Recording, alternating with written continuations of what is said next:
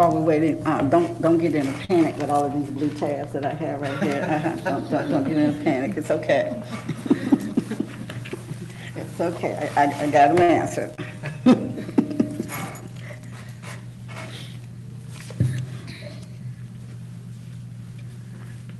having an issue with the phones going out. No one's answering? No, we're apparently having an issue with outgoing calls. Okay, Do you need another phone? because we can. Oh, he has three phones. Phones that ever. He put the phones out. Because maybe we can get the overview of the process and then come back. If you'd like to go ahead, because I'm having problems getting out of any of the phones. In the phones, okay. When's this schedule? We have an overview of the process. Mr. Carrero, is that, yes? Council President, council members, this is Amy Lavoie. This will be my first time presenting at a budget workshop. And if you give me 2 seconds, I'm going to share my screen.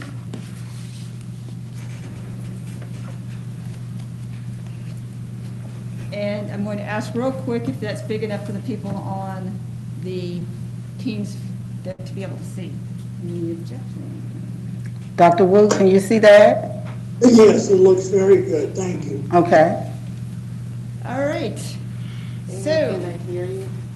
to start off with, this was probably a very, Can they hear you? Is there a microphone close enough to you that they can hear you?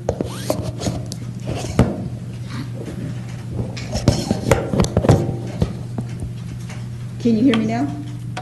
Uh-huh. Yes,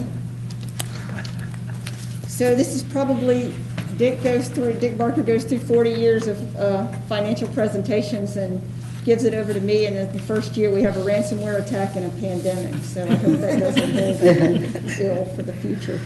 So this year, of course, was very interesting. We started off with the December-January timeframe with a ransomware attack, and then followed it up by a COVID-19 pandemic. We are very concerned about revenue projections into the future. I will tell you that I just today saw the sales tax receipts for June, and they actually were not bad. They were actually bounced back so that we are only about 2% down year to date through June. We will see a fall off in July, that's my prediction, but August, we'll see. So far to date, June did show a slight bounce back. In the general fund this year, we had $1.8 million of revenue growth, and in addition to that, we appropriated $1.7 million of fund balance. This was a planned spend down of fund balance. We are keeping the reserves at $13.793 million, and as I mentioned, we are keeping a sharp eye on revenue projections throughout the year on a month. We watch it every month, so to see where we are seeing decreases in revenue. And right now, I'll tell you, sales taxes are down. Motor fuel taxes are down, communication franchise fees, and electric, anything attached to the electricity is up. So we're not seeing down all the way across. In this budget, we will not see a millage increase. We will not see a sanitation increase, which is ordinary. We are foregoing the CPI increases across the board and won't have any except for one, which is a $1 per month surcharge on your sanitation bill for capital improvements. In addition, I think you've heard me mention that one of the main areas of focus this year was to bring Zone 1, which is the downtown zone, and the CRA landscaping maintenance crews in-house. Currently, we have contractors out performing this. We will be bringing it in-house, so these will be employees performing this. We are also in this budget bringing Pensacola Energy contract employees working in-house, and we are converting 7 temporary positions to full-time positions. So a lot of times people wonder if you're ever an academic, you see the largest single revenue source is ad valorem taxes, followed by probably your local option sales tax. So you can see that the total financing sources for this year is expected to be just under $236 million. And this is the uses of funds all over for your pie chart. I do want to call attention to this because I always get questions about this. These categories right here are dictated by the state chart of accounts. We are not allowed to deviate from how the state says we are to set up these expenses. So a lot of people see this $30,000 and say, oh, that's the only money that you're dedicating to human services. Well, no, that's the only ones that fit into that category. If you wanted to look slightly up above that into economic environment, if you wanted to know about, for instance, Section 8 housing or any of the monies that we provide for housing, that is actually shown in economic environment and not so much in human services. So I don't want people to focus too much on that $30,000 for human services because there are other things embedded in other categories as well. Some of them probably are in general government, qualify for general government. General fund budget. So the general fund, we had strong ad valorem growth this year, which is, of course, the bedrock for your general fund budget, and it's doing well. So you can see, as we talked about, the $1.7 million appropriated fund balance, so you can see a total of just about under $60 million in the general fund. Expenditures, again, you'll see those same categories spread out. Again, these are dictated by the state chart of accounts. We can't change those. So when we show those uses, I don't want people to focus on $30,000. It could easily be embedded in other areas.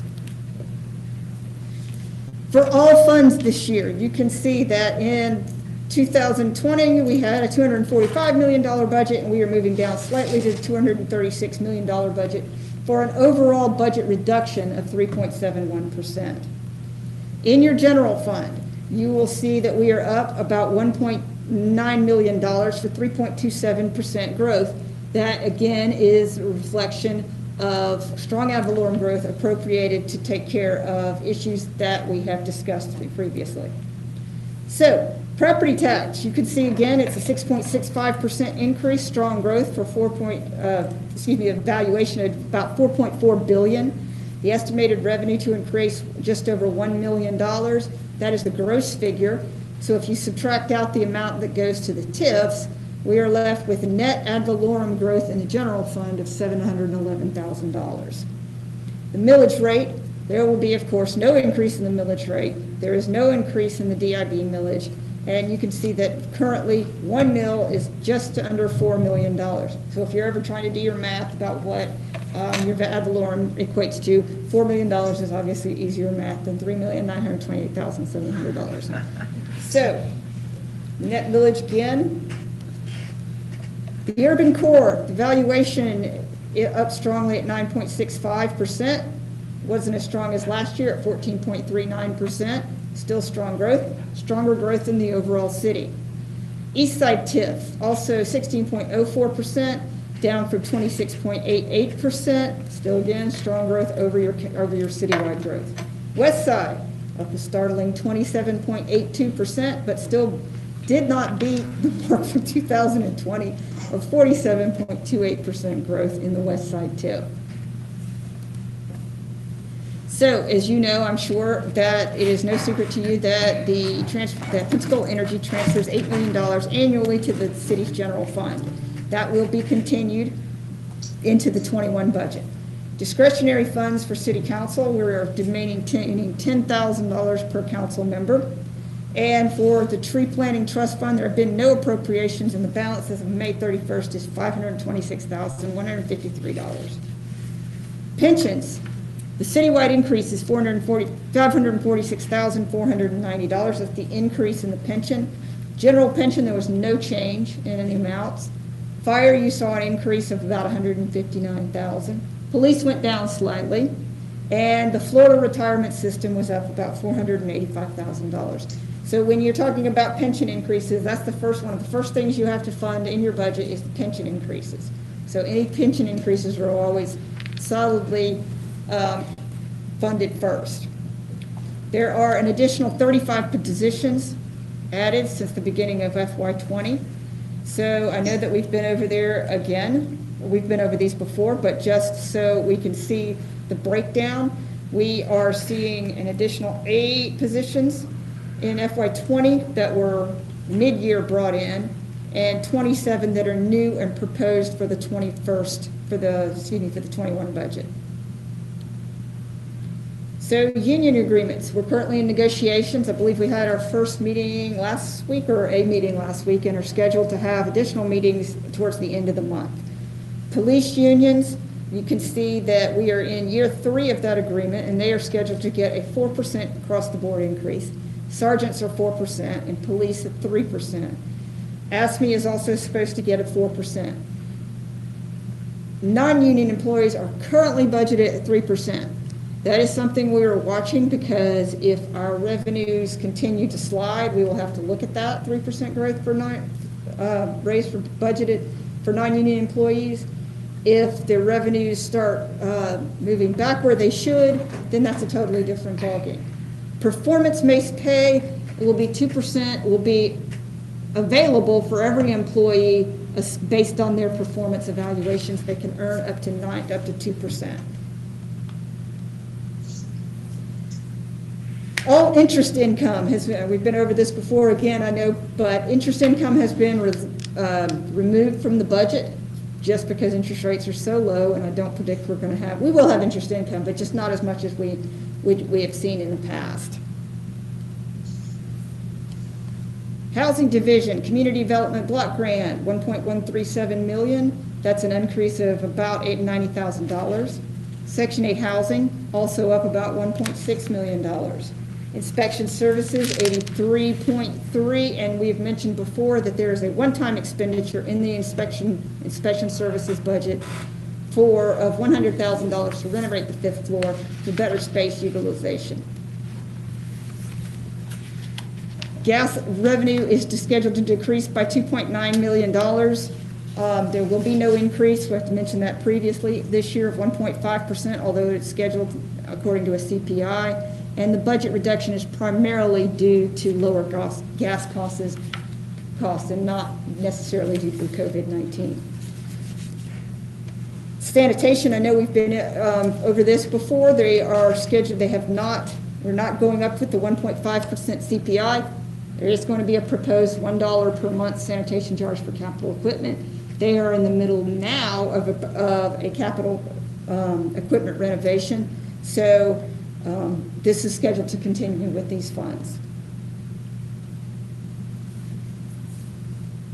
This is sanitation fund charges and the code enforcement budget increasing. So there's no change in the fees for code enforcement, and the contingency in the code enforcement is decreasing $44,000. The port fund, it's easy to report on the port fund because it's all good, it's all green, so to speak, so it's always easy to say something that there's not much bad to say, everything's going well. And then there's the airport. So airport is of course down. We've been through this before. At one point in time it was down 93%.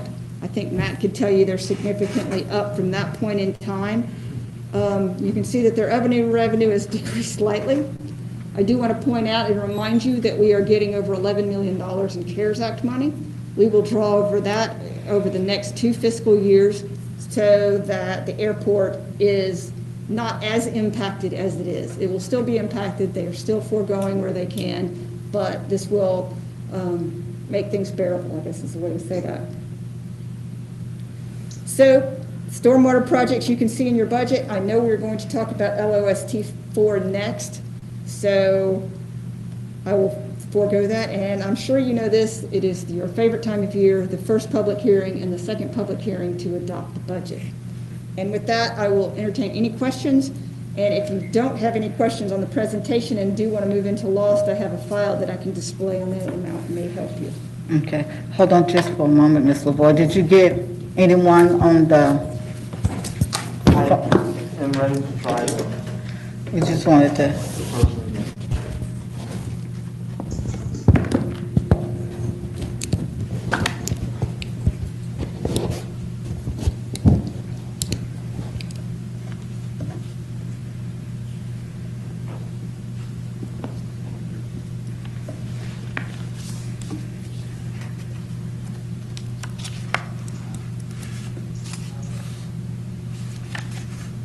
Hi, Nathan, you ready to address the council?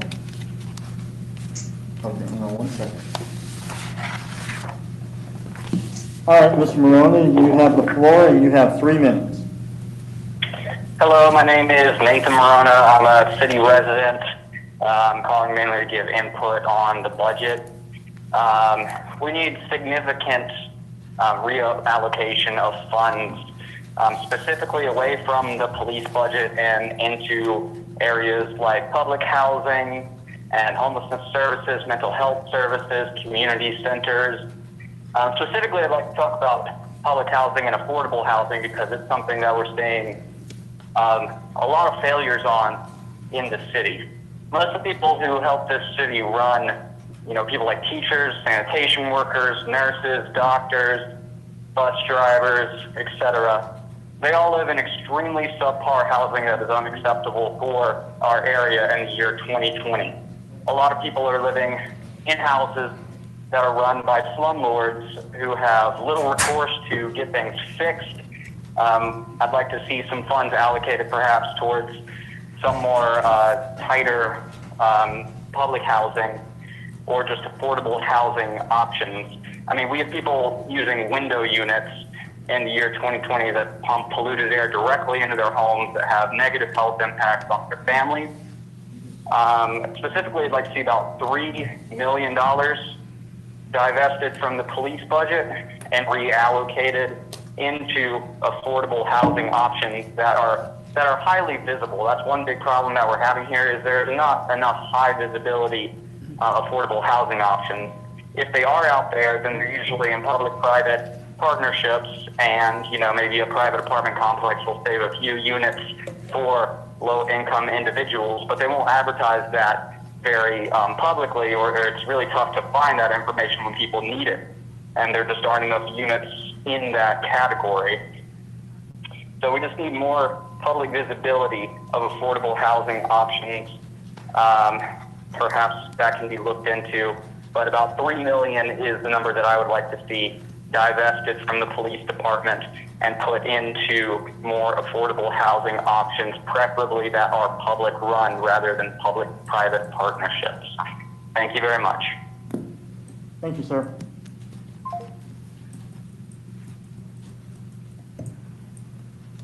All right, Mr. Davis, the floor is yours, and you have 3 minutes. Can I be heard? You can. Go ahead, sir. Okay. First and foremost, thank you all for allowing me to speak on this evening. I'm speaking on behalf of the people of this city. We have individuals who have looked over the proposed budget for this fiscal year, and we noticed that a good amount of this budget is going toward law enforcement and taking care of law enforcement instead of taking care of the issues that affect our people in this city on a day-to-day basis. Issues such as having adequate access to mental health services, having adequate access to proper parks and recreation,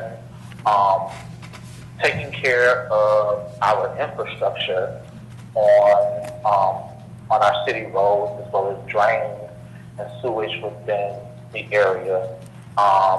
And we have come together to propose that maybe it would just be a good idea to have a look at a budget proposal that we would like to present to City Council and City Government, which is the People's Budget Proposal. We've had a petition that has been circulating around the city in which we have asked for divestment of 50% of the proposed budget for the police department into areas that would be beneficial to our community, such as a storm readiness fund, or maybe a storm readiness fund, also a restitution fund for individuals and families that have been plagued by incidents that have involved police brutality. Also, looking into bettering our community centers and parks and recreation, bettering our roads within the city. We just want to be seen as an actual concern by our city government. We want to be seen as people of this city in which our government cares about and is concerned for. Also within our people's budget, looking more into investing more into the homeless initiatives, just things of that nature. And I really do thank you all for listening to me and being concerned with what it is that the people have to say in regards to how we want for our budget to look and how we want for our city and the people of the city to be taken care of for this year and future years to come. Thank you so much again. Thank you, sir. Thank you. Bye.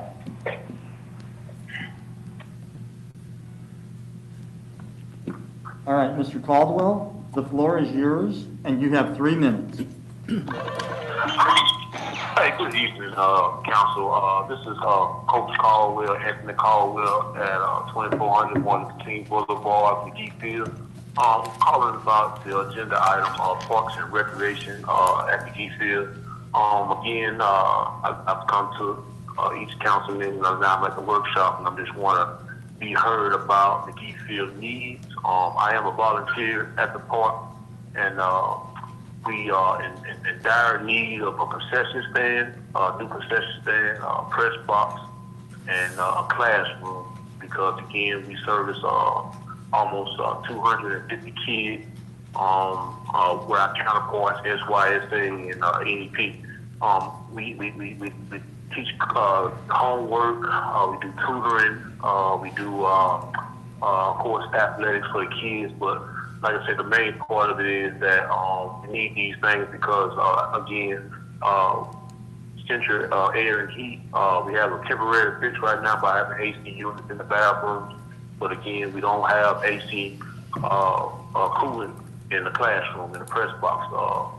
These things are needed in the park, and I'm asking the council members again to allocate money to these needs that we have at the McGee-Field. We're doing a good job, and the city workers, Mr. Brian Cooper and Cheryl Fox, they're doing a good job in updating the small things. But again, on the things that we have going on with the concession stand, with the mold that we previously had, and the building, the structure itself is just old and ran down. I'm just asking that we come together and help out the kids, the parents that we are servicing. And again, I thank you for your time, and please get back with me on this issue. Thank you. Thank you, sir.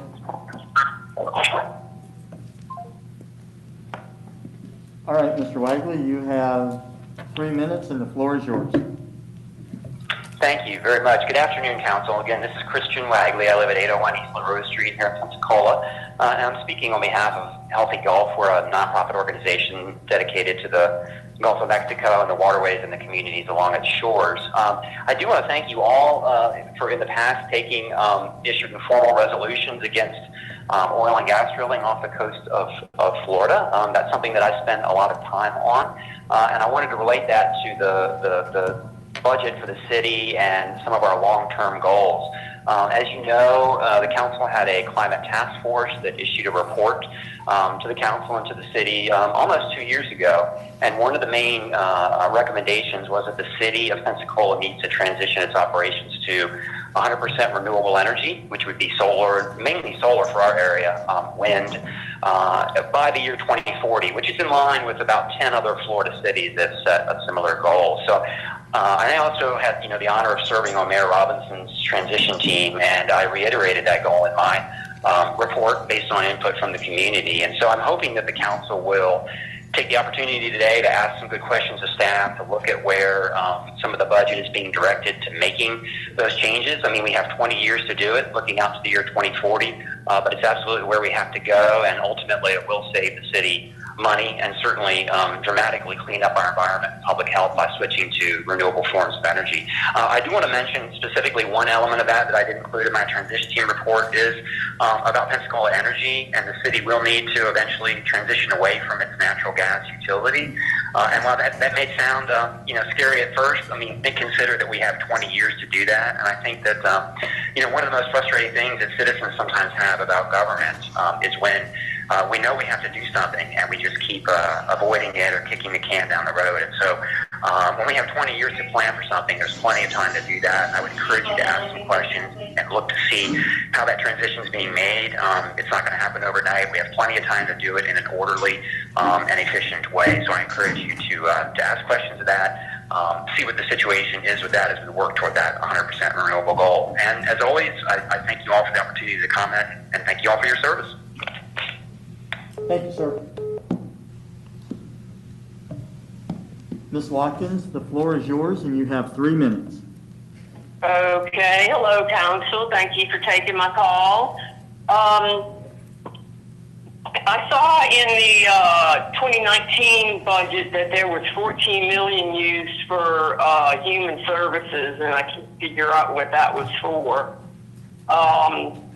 And then Amy was just saying how other human services were in other areas of the budget. It would be very helpful if you would put all of what you consider human services in one budget item.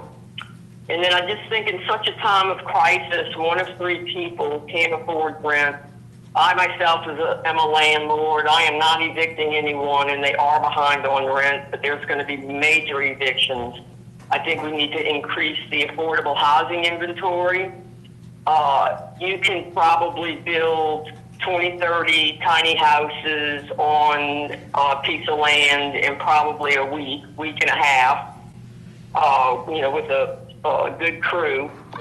So the rents would have to be $250 to $350 a month for it to be affordable.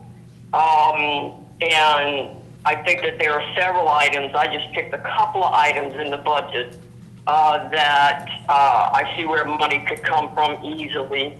I am a huge fan of Bruce Beach, but the $18 million, no one's going to be able to use any facilities that are built due to COVID, so that could be put off for a couple of years. Why is the $45,000 from the Civil Harbor League stated going to the port? That could be used to build tiny houses. $200,000 for the city parking lot. I have no trouble parking there, and I've never heard anybody complain that they were having trouble. People are complaining about the panhandlers and the homeless in Pensacola now. Just wait till the landlords start evicting the families. So we have to build something now, not in 4 months or 6 months when all these evictions come up. So I would like you to look over the budget and just consider moving some things around. If you had $500,000 to $1 million, you could build a lot of tiny homes on the various lots in Pensacola, and that would include putting the infrastructure in. Thank you for taking my call. Have a good afternoon.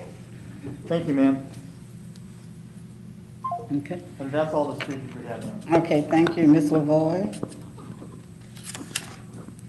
You're up.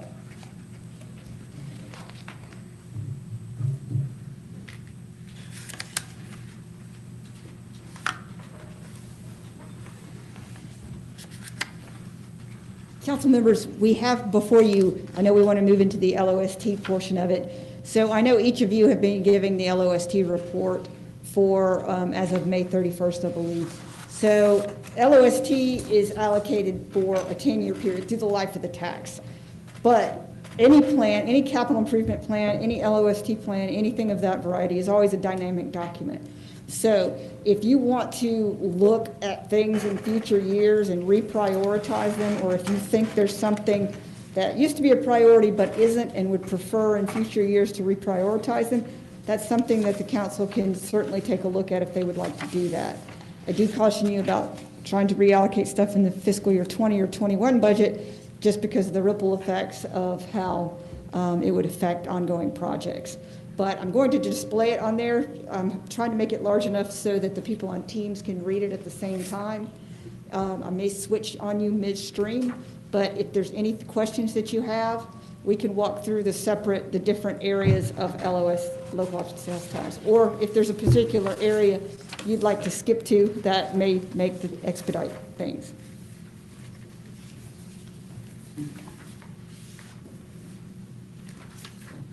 My main interest is the parks part. I don't know if anybody has anything before that, but there are a lot of things about this that I would like to change, and I realize I'm only one person, but you know, things like, are we going to surplus Malcolm Young? My vote would be no. Are we going to not let McGee Field have any financing for the next 4 years? That is not acceptable. I could begin the conversation, or we could have this, do we want to have it now, or do we want to have it some other place?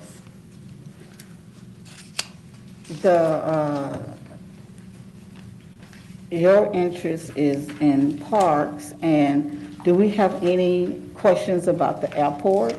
I mean, because we're going to be skipping through that, so are there any concerns about the airport, port, Pensacola Energy, sanitation? I have a couple of questions. Okay, so to keep from just skipping around and then going back, so we're at Pensacola Energy, sanitation. So you have a question about sanitation? Pensacola Energy. Pensacola Energy. Does anyone else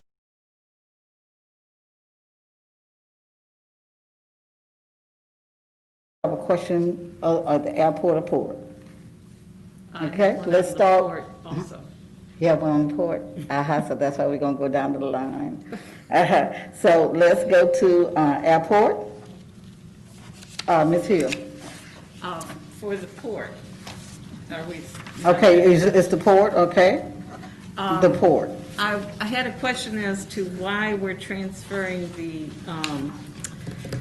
Seville Harbor rental fees that we receive to the port, because that would be city property and city money. Okay. Mr. Wilkins or Mr. Mayor? I think we have Clark Merritt here. Yeah, actually, the Seville Harbor property is port property rather than general city property, and we felt like it more appropriate that it be allocated back to the port. The rent proceeds at $6,000 back to the port.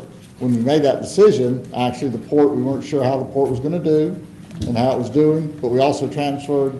Well, we added a position at the port, the waterfront development coordinator position, and the intent was that this would help pay for that additional position also. That harbor is owned by the port? The property is, yes, a port property actually, just like there's a parking lot behind the Holiday Inn Hotel that is port property also. The ferry landing is port property. Okay, well then it would make more sense, Right. but I mean, we need the cash too, so Sure. they're doing really well right now, so I don't feel as sorry Thank for goodness, them. yes. Okay. Anyone else have a question about the port? I'm looking for hands and lights, okay? Pensacola Energy. Ms. Hill? I noticed there was a introduction there in the budget summary that said the city is not supposed to take more than 15% of their budget. And if I'm reading this, it sounds like we're ready to take 16.21%. And I wondered if that's arbitrary or if that's legal or moral, or, you know, it seems like we're taking more than we're supposed to. In the proposed year, that's correct, but I believe the policy averages over a long period of time. So over the long period of time, we would not take more than 15% averaged over a certain number of years. And Pensacola Energy is okay with this percentage? Are they, Pensacola Energy financially is fine with that, whether or not they, Yeah, well, that's the main thing. It's not going to hurt whatever they're doing. no ma'am, it will not. Okay, thank you. Okay, thank you. Councilmember Myers has joined us here. Anyone else have a question about Pensacola Energy? Anything else about Pensacola Energy? Okay. Sanitation Services.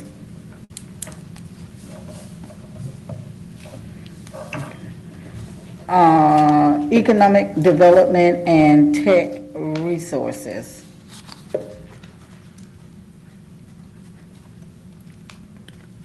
I do have one question about economic. Are there any projects ongoing or for the coming year as a part of economic development? Do we have any projects? We certainly have the project with the airport that we hope to see Titan kicking off with a groundbreaking shortly after we get into the new year. We certainly have that. We have other things that we are continuing to work on, but we don't have any, again, things like the port lease all of a sudden show up, our opportunities. But at this particular time, I don't know of something, are you looking for like a big real estate project? I don't know. Right, I mean, maybe there was some hidden, economic development, maybe there's some project out there that was gonna come online, whether or not it was a manufacturing company or something that was online for us. I will say it has been interesting, this period of COVID, things have continued to be looking, and I think Pensacola sits in a very good position, and where we are, certainly, if we're able to prove that we can handle COVID in a responsible way, handle any kind of pandemic, I think it's going to put yourself in light where people are looking at other things. Obviously, at this particular time, perhaps the biggest thing that we're looking at in economic development, it's out there, is the issue related to Space Force that could happen in the area. I think we actually put together a very good bid for the entire command. I'm not sure that we'll win the entire command, but there are other commands that we would be perfectly suited for that could come here. Will that happen or won't it?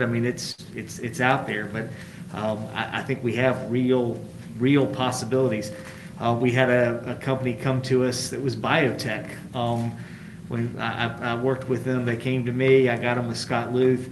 I believe there is a possibility they may relocate some positions here. They're smaller in number, but they're higher in salary. They're probably like 20, 25 people, but they're considerably high wage because of their knowledge base. But these are things that are all of a sudden popping up that are just random, small little things, but those things will generate tremendous economic opportunity for people in our community and moving forward. Obviously there are challenges that Ms. Watkins talked about, with people being able to pay their bills, and we're still working on that. We have brought on a new person, Kelsey Powell. Our hope is to work with some of these companies and employers that come in and trying to get with students to prepare them to move forward. Certainly when we look at, I was out giving the awards for scholarships at ST, when you look at what's happening with what they can do, and they still feel good about the job opportunities that are in aviation as we move forward. I think all of us are just trying to get out of this COVID period. So I think that's the short answer and the long answer of things that are immediately in front of us, and then perhaps things that are out there tangentially. But I feel very good about the city of Pensacola and the things that we've seen.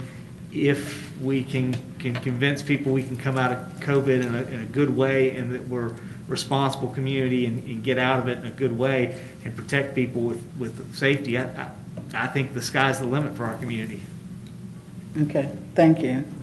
Any other comments? Anyone else? Don't see a hand. Next, we have the police. Yes, Ms. Hill? I watched the police CAC last night, the citizens group, and one thing they had mentioned was, I believe in our budget we have, and I think Chief Leiter said this, $30,000 for mental health. And there seemed to be a consensus that we need more than that. And earlier, we had talked about the LETF, the Law Enforcement Trust Fund. And as I understand, some of that money could be used for mental health programs. And I was just wondering how we would finesse this to maybe ask for LETF funds to help with the mental health. Hold on, Amy, before, I do believe, I mean, this year is the first year we've really put forward a considerable amount for, now, again, it may not be as much as, I mean, we'll keep having to work with it, but this is the first time we've ever done that, and I really appreciate Chief Leiter bringing that forward to me, and I told him I thought it was a great idea and something we should have, and I think we discussed that at length at the last meeting, but again, the amount, I'll let Amy speak to that, but this is the first time we've ever done that. I do at least want to acknowledge that is a new initiative, and we believe it's very serious and something that we should be doing for our employees, and we believe it's certainly important for those who serve us every day in the police department. So may I ask a question here? Yes. The mental health is for, the mental health initiative is for the employees? Or Yes. is it for Correct, it's the for the people that are officers. being, charged with something? Because I know we do Lakeview, we normally give Lakeview, it's up $20,000, it used to, for services if we, Okay. Separate. Separate thing? Okay. Yes. separate thing, okay. Correct. So this mental health is for officers? Correct, and I believe Chief Leiter, I thought he was on the Oh, call I that didn't could, there he is. Oh, very good. Okay.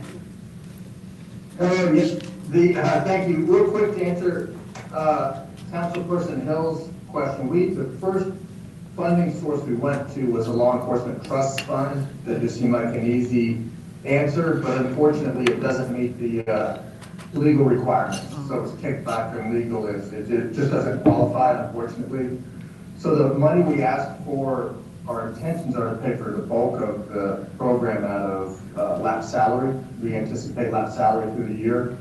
And President Canada Wynn, that is correct. It's to pay for 2 mental health checkups a year for police and fire. So the fire department is included in that as well. And the anticipated cost for that, for every employee, 2 checkups a year is right at $96,000. And that's if we're fully staffed. So I would anticipate that number being, of course, a little bit less just as our numbers change throughout the year. Okay. Yes, Ms. Hill? So as far as like, you know, sometimes you take people, I think they talked about the Baker Act going to Lakeview. Does the police force pay for that, or how is that paid for? The police department is not paid for, you're talking about employees going to? No, when, like you go on, Yeah, the public is not paid for by the police department. If we Baker Act somebody and send them to the Lakeview Center, that's not funded through, I don't think it's funded at all through the city like that. I'm assuming the Lakeview, but I can't speak to the funding source for that. Councilwoman Hill? So I just want to correct something. It's not funded through the police budget, but it is funded by the city in the By the general city. fund through what we call the non-departmental budget. It's not really fair to take it from the police budget since it's not strictly for policing, it's more for mental health. so how much is that $20,000? for a whole year? Yes, ma'am.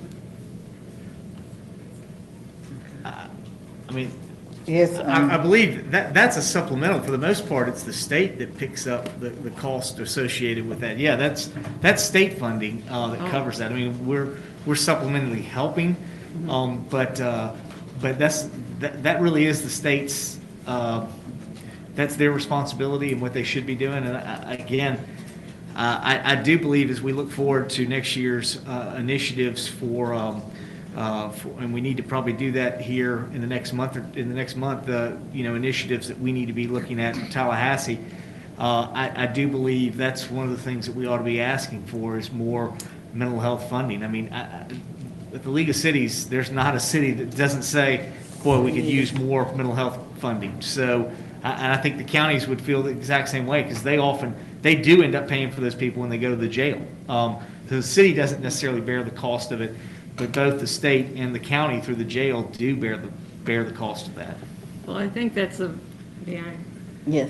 I think that is a real concern for your committee, and it would be nice to have that broken down so they don't think it's 30,000 for everything and that's all that comes out. And I understand, but it's not in our purview, it's not our responsibility, and that's where we really depend on our partners. And I would hold, I mean, again, when I went to League of Mayors function, every mayor talked about how much that the city, the state needs to fund better mental health. It would be very helpful to all cities. I agree with you. Okay. Thank you. Thank you. Madam Attorney, you had your light on request. Yes, ma'am. I may misunderstand, And, Councilwoman. excuse me, I will be right with you, Ms. Myers. You had yours, okay? I may be misunderstanding Councilwoman Hill's question earlier, but my understanding was that you were asking about LATF expenditures.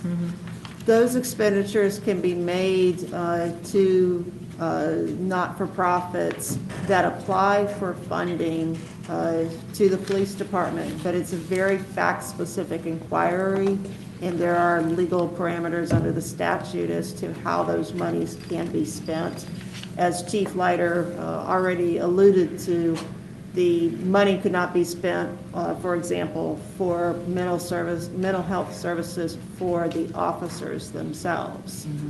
So it's not to say that there couldn't be a not-for-profit that applies for LATF funds and potentially would be eligible, but it is a very fact-specific inquiry. So it cannot be determined in advance. It has to come in, and the funds can only be spent after they've been acquired. Yes, may I ma'am. ask the attorney? Yes. They mentioned last night something about the victims unit at Lakeview. Now, if that were a nonprofit, could they ask for some money for that program, not specific for cases or anything, but just to help boost some of the victim services? I mean, they could certainly apply. Right off the top of my head, I don't know enough about the circumstances to even guess as to whether it might be applicable under the statute. Okay. But if there's a not-for-profit that wants to apply for LATF funding, they can receive an application from the police department, and they will have to submit the required documentation and information for a case-by-case determination. Okay, that's great. Okay, thank you. Ms. Myers? Yes, first I would like for you to know that the hand signal icon is not on Teams. So the only way I can get your attention is to literally raise my hand. And also the sound, it sounds like it's very windy in the background. But the only way I'm going to be able to get your attention, unfortunately, is to raise my hand because the hand icon is not on Teams. Ms. Myers, I saw a yellow hand. Chief Leiter had his hand up, yeah. I saw a yellow hand, and I saw your hand, but there were two other people in front of you. So if I don't see your hand and I'm looking to see your physical hand, then I will also know that you want to speak. So I'll make sure I'm cognizant of that. I do want to speak, but I just first wanted you to know why I was raising my hand, because the hand icon is not on Teams today. Okay. So that's why I just wanted you to know that. Okay.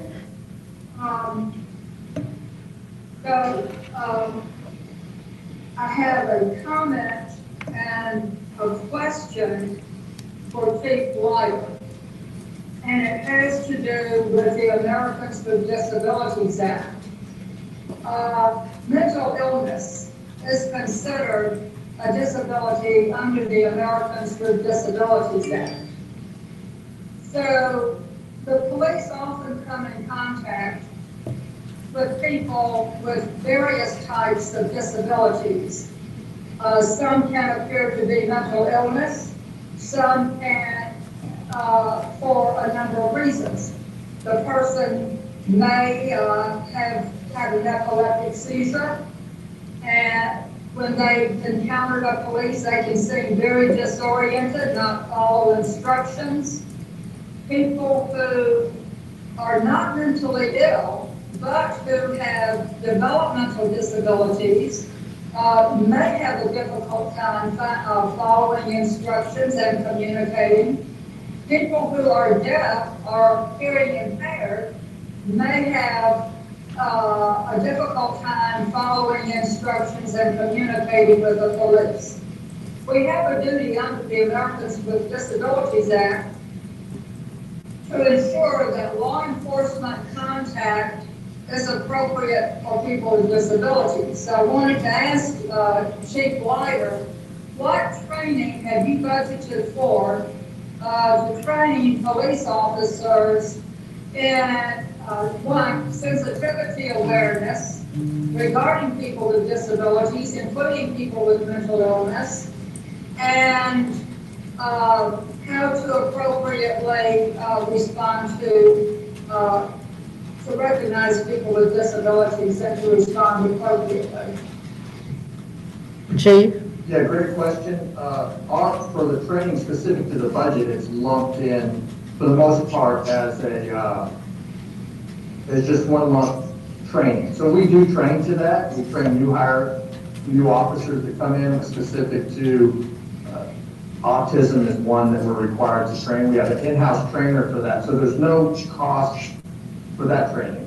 In fact, we lend him out. He trains all over the United States. So other agencies pay to have him go there. We're very fortunate for that. So specific to other disabilities, we do train. Most of it is in-house. I know your partnership with ADA here locally in Pensacola, so I can, if you're interested, I'll have a side conversation with you. We would welcome all the training that we can get, especially to capitalize on our local trainers at no cost. So we will, if it's okay, I'll have a side conversation with you to see what you have to offer, what you envision, and then we'll partner with you or partner with our local trainers here in Pensacola. I would love to help you with that because I've had a lot of experience working with law enforcement training, and there is training available locally. Yeah, we're familiar with some of the local training. We're actually scheduling out our training for our budget year. Once our budget's approved, we'll train. We generally will fill out our training for the 6 to 12 months out. So I'll get with you and we'll get on the books for that. Okay, great. Thank you. Yes, ma'am. Okay. Yes, Mr. Mayor. Chief, I know one of the challenges you've had with training is one of the things we went to the county about is training's been very difficult with COVID because you end up having to put several people together, and so this has been a challenge for I know you and your department during this year. But we have not given up on training. We are still working through training, but it is a little bit difficult for you at this time trying to figure out how to train and keep people all separate. It is, and especially when you're looking at autism or the ADA requirements, the law requirements, they are legal requirements for law enforcement. We're an accredited agency, or accredited requirements. So we do a lot of that training, but with Pensacola Police Department, we don't want to meet minimum standards. We're going to swing for the fences and everything that we do. So I'm definitely interested in it. If there's something that we can do to ramp it up, I'll reach out to Councilperson Myers, and I know you're an expert in it, so I'm interested in listening what you have to offer to it. Okay. Chief, last year we were not necessarily at full force or full strength. Where are we now with our manpower? We just had this discussion and change. If it's okay, can I email you where we are with our numbers? Tomorrow, you get it tomorrow, because I don't want to give you incorrect information. It's at constant. We're nearly fully staffed. We just had a couple retirements. We had another couple officers leave to Navy Federal and to other agencies out of state. So I'll get an accurate number for you and email it to you tomorrow. Okay, all right, thank you. Any other questions for the police? Yes, Mr. Gerald. Thank you, Madam Chair. I just had a question for the chief. as I listened to this conversation and I began to think about something, and I wondered, Chief, if you could answer this question, is when it comes to 911 and the personnel that answers the phone, and I would like to know, how does the person that answers the 911 call decide which officers are assigned to which caller? Is there some level of training provided to the individuals who answer or respond to the 911 call, that they know which officers they should notify and send them out on that call? I had a hard time understanding. You asked what training the 911 operators receive? Yes. In other words, are they receiving any training that lets them distinguish which officers are assigned to which kinds of calls? Depending, of course, on what the caller is saying. Yeah, I'm sorry, it's a hard time. You're asking if the 911s are trained, and operators are trained to send specific officers to specific calls? Yes, particularly those with mental illness and mental illness calls and reactions. Yes. So most of that's in-house. If we have an officer, and our goal is to have every officer trained in CIT, this crisis intervention team, which is an enhanced mental health crisis training, and to have those officers respond to calls involving mental health. So it's not necessarily an additional training for 911, it's a designation on our dispatch beat sheet for those officers that have that training. Similar to like a K9, if there's a call that required a K9, we would send a K9 handler. If there was a call that required a CIT specialist, we could send an officer that has that additional training to that call. Okay, thank you. Thank you. Ms. Myers?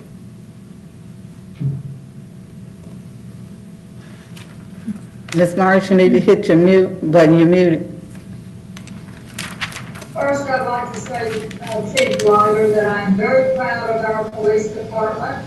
I often have encounters with the police, and I have found most of those encounters to be pleasant.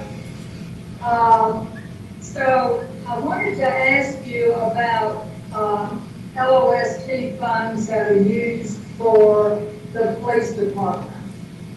Now, I don't want this question to be taken to mean that I'm not supportive of the vehicles and whatever you purchase with LOST funds.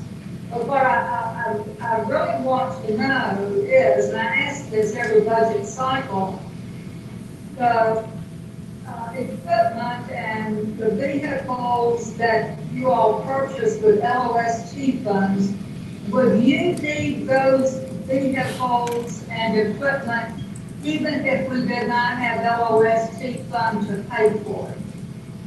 Yes, the LOST funds are to purchase the vehicles just as we phase them out. We're not adding additional vehicles. Our target is 10 years, 100,000 miles.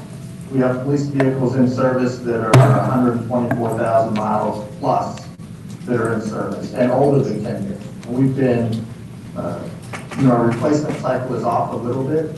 We're fortunate that our staffing levels are down.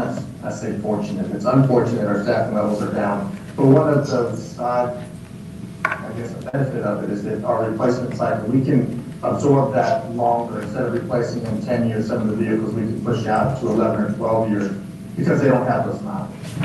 But to answer your question directly, yes.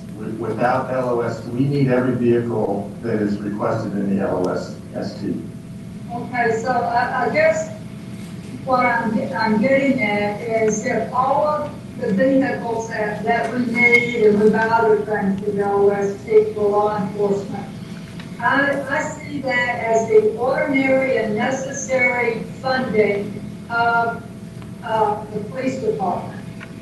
So I'm just wondering if maybe we should fund all of that from another source. No, that's not your problem. Your problem is just to get it funded.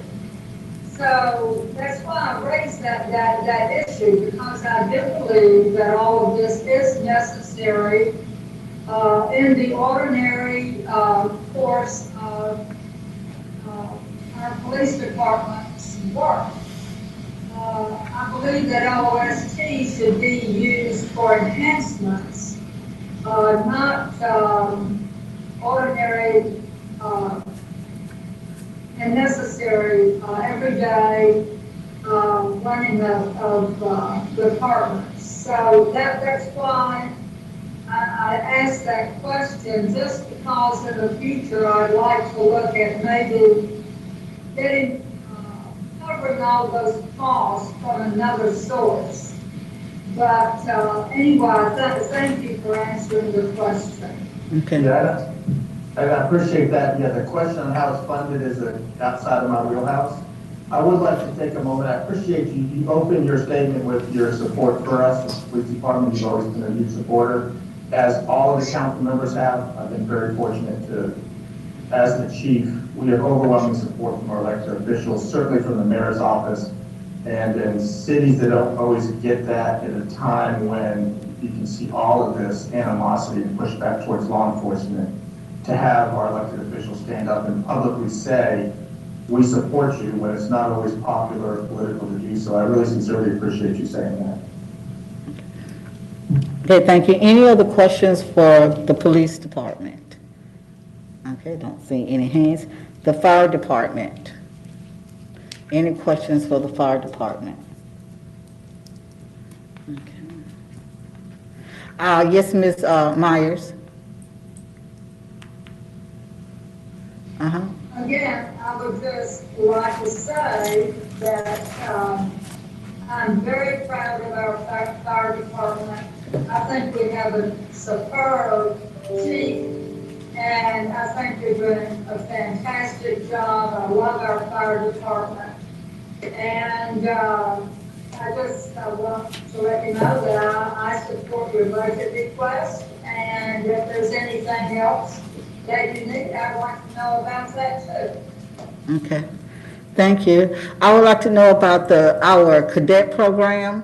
Is it still going well, and are we getting the diversity in the cadet program? Yes, ma'am. Council President and council members, our fire cadet program is going well. We have graduated 5 cadets recently who were promoted last month to professional firefighters.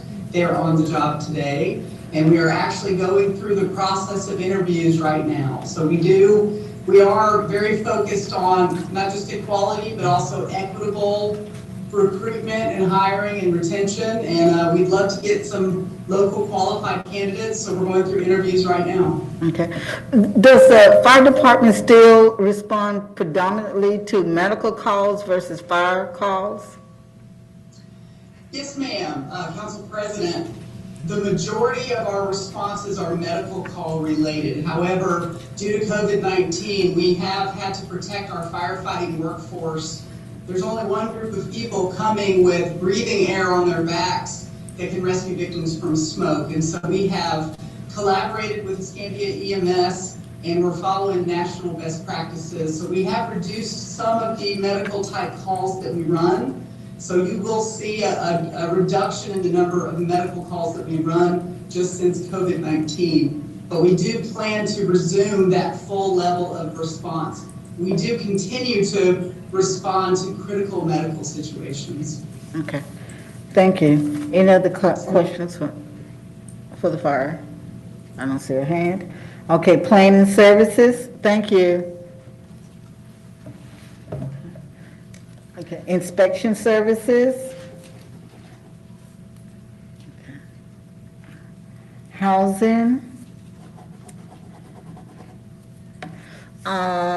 Seeing enough for housing, I just wanted to, we finished up the task force on housing. What's in the budget here is interesting. When we spent $20 million on vouchers a year in Escambia County, and we still have housing issues. So in the future, I would just like to look at how the best practices and use of that money, because that's a lot of money for us still for this county to still have that type of housing need that we haven't been able to identify. And I'm excited about the Housing Task Force's recommendations. They will be coming to the City Council and everything. So I'm very pleased with that. Any other housing? Yes, Mr. Mayor. Oh, yes, Ms. Hill. I'll let Ms. Hill speak, but I would like to speak after that. Well, if you've been able to put all the housing finances that are being proposed for next year, do you feel that that even comes close to what we need, especially in the, I've heard where 1 in 3 people aren't going to be paying their rent and things like that. Do we need to go beyond what we have now, or do you feel like it's sufficient? We always need to go beyond what we need. We will always. This is one of those continuing issues in society and in life. So we will always need that. However, the rent and mortgage stuff, from my understanding, I guess the mayor can go and talk about this. The CARES Act, the county received dollars to assist with mortgages and rent. So we didn't, the city itself in there. So I don't know the number of people yet that are requesting. I haven't seen the number. They just opened up the application process. So I don't know what that number is. I'd have had phone calls from people who are asking how can they pay their mortgage and how can they get money for the rent. So I have those. It is very concerning because they say that they continue to get threats from their landlords and threats from their mortgage company that they're going to evict them and kick them out. So we will always need money. And looking at housing, this is the first step. So I look at it as a first step. And as we continue to move forward throughout the years, we will be able to better manage housing and be able to better address some of those needs. Will it fully do it? I doubt it because it's an ongoing issue. But I think that this is a great first step for our city. Mr. Mayor? Thank you, Madam President. A couple of items. If you were talking about the specifics of what is going to be happening with the abatement opportunity that the county has with the CARES Act money, I mean, part of that, we asked very clearly that our expectation was that that was available countywide, which would include every city resident, because we're all county residents as well, which they said they would do. They've chosen 2 of their, I believe, 6 locations will be in the city. One is at the downtown library. The other will be at Gold Point Community Center. And they will be, I think they sent some stuff to Keith and I, and we sent that stuff to Brian to make sure we're prepared to utilize and get people there. They're still trying to put together what's going to happen, but it is going to be kicking off online. I think they have $3.5 million to give at first. They do expect to get more payments over time. I think they plan to continue to have more money in that section for those needs. But they will be having the application soon. Secondly, I did want to commend again, Madam President. I think you have done so many different things here at the city of Pensacola, but I do believe one of the biggest legacies that will help this city going forward is the affordable housing task force that you put together and the recommendations that came out of there. If you look at that, there are going to be things that we probably need to do and spend, but some of those things we can also bring equity through land and other things in there. Some of it will be partnering with providers of those units. There's a lot of different things we can utilize in there. One of the speakers spoke to tiny homes. Again, they're really not allowable by the Florida Building Code until if that's going to change January 1 of 2021. We are already working with an individual who is looking to move forward with some tiny homes. We will probably be coming to you sometime this fall with anything we need to do. If there are amendments we need to make within our planning, I think most of it is consistent. The issue is more the building code than it is our planning. But we do expect to see that over is one of the recommendations. So I think the people who spent the time on that and really your vision, Madam President, in putting that together has been a great thing, and it will be a great thing for the city as we move forward. I think Marcy can answer some questions about this budget, but I do believe as we look to that report, there will be opportunities for us to address, and I don't know if she's already looking at some of those things with this particular budget, but she can answer those questions. Ms. Whitaker? Yes, Madam President. Yes, I do have a question here. The SHIP funding, we were supposed to get a full allocation of the SHIP dollars. Did we lose some at the end of the budget? Once the governor signed the budget, was that decreased or was that CDBG dollars? The increase you saw was in the CDBG dollars. Currently, the governor has done a line item veto for the SHIP dollars. So for this coming fiscal year, everyone, I believe, is anticipating that there will be a special session and that will be revisited at the special session. We were in line to receive, I believe, a little bit over $3 million countywide through the SHIP allocation. So I'm hoping that the legislature will have a favorable outcome. So that red line was for the whole $3 million or just portions of it? It was for the entire county. We worked through an interlocal agreement with our SHIP dollars with Escambia County. So we get a lump sum allocation that is then used city and county-wide. Okay. All right. Thank you. Any questions? Any questions? I'm looking for Ms. Myers. Her hand. That's it. Okay. Thank you. Did you want to make any comments now about the Housing Task Force? We're not going to bring that until the second meeting, but are you interested in making any comments about it? Regarding the Housing Task Force, I would just like to thank your leadership, Council President, and the mayor's support from his office. I think that we're going to have a good report and some good recommendations moving forward to hopefully address this issue in our community. Okay. All right. Thank you. Parks and Recreation. We're on Parks and Recreation now. Thank you, Ms. Whitaker.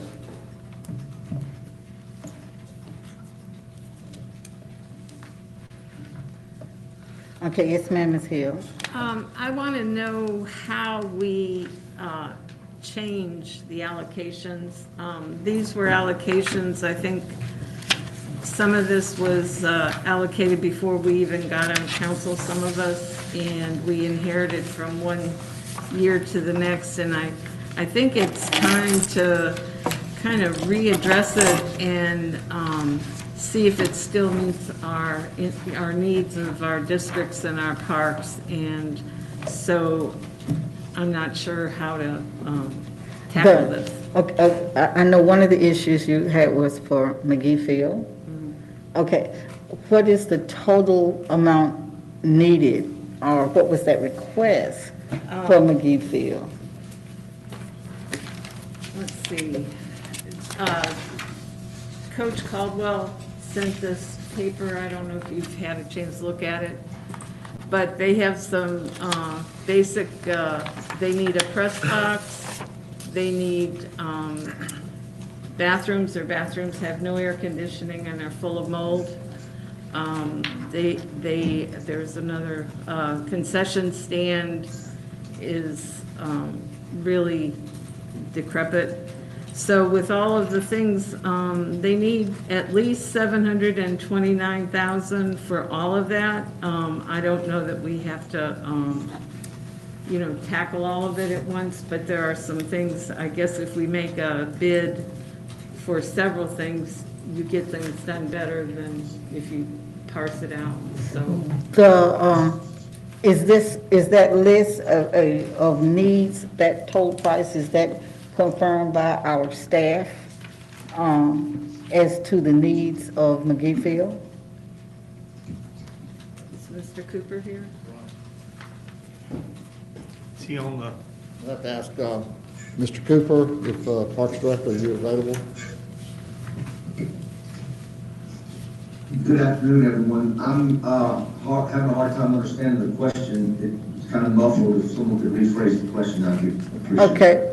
My question is, Councilmember Hill stated that the Legion Field needed $720,000, and I wanted to verify that is that a staff perspective on the needs of Legion Field with the concession stand and all of that? Yeah, I'm sorry, I didn't understand where the project is located. At McGee Field, the needs at McGee Field. Oh, yeah, yes, ma'am. So at McGee Field, we started with $100,000. We've done some design work. We've ordered the sod and irrigation and placed that out there. And we believe the estimates of the engineering firm for the whole project, everything we're going to do out there will be roughly $900,000. We have about $70,000 left right now in the budget. I believe that we can bid the press box out this year before next football season, and with some additional funding, be able to get that part of the project done. I know I spoke with Anthony every couple of weeks and kept him abreast of this out there.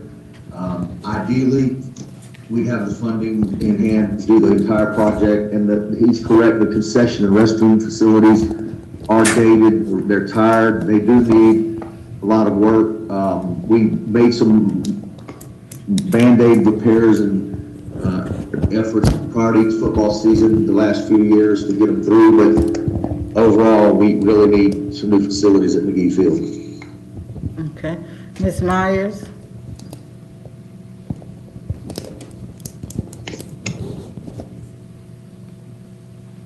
Ms. Myers, you need to unmute.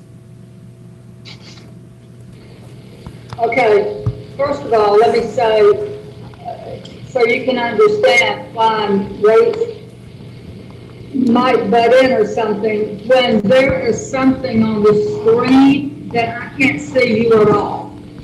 I can hear you, but I can't see what's going on. And the little hand thing is not on the icon. So excuse me if you, please don't think I'm being rude if I'm butting in or raising my hand. It's just the only way I can communicate with you. But this is my issue.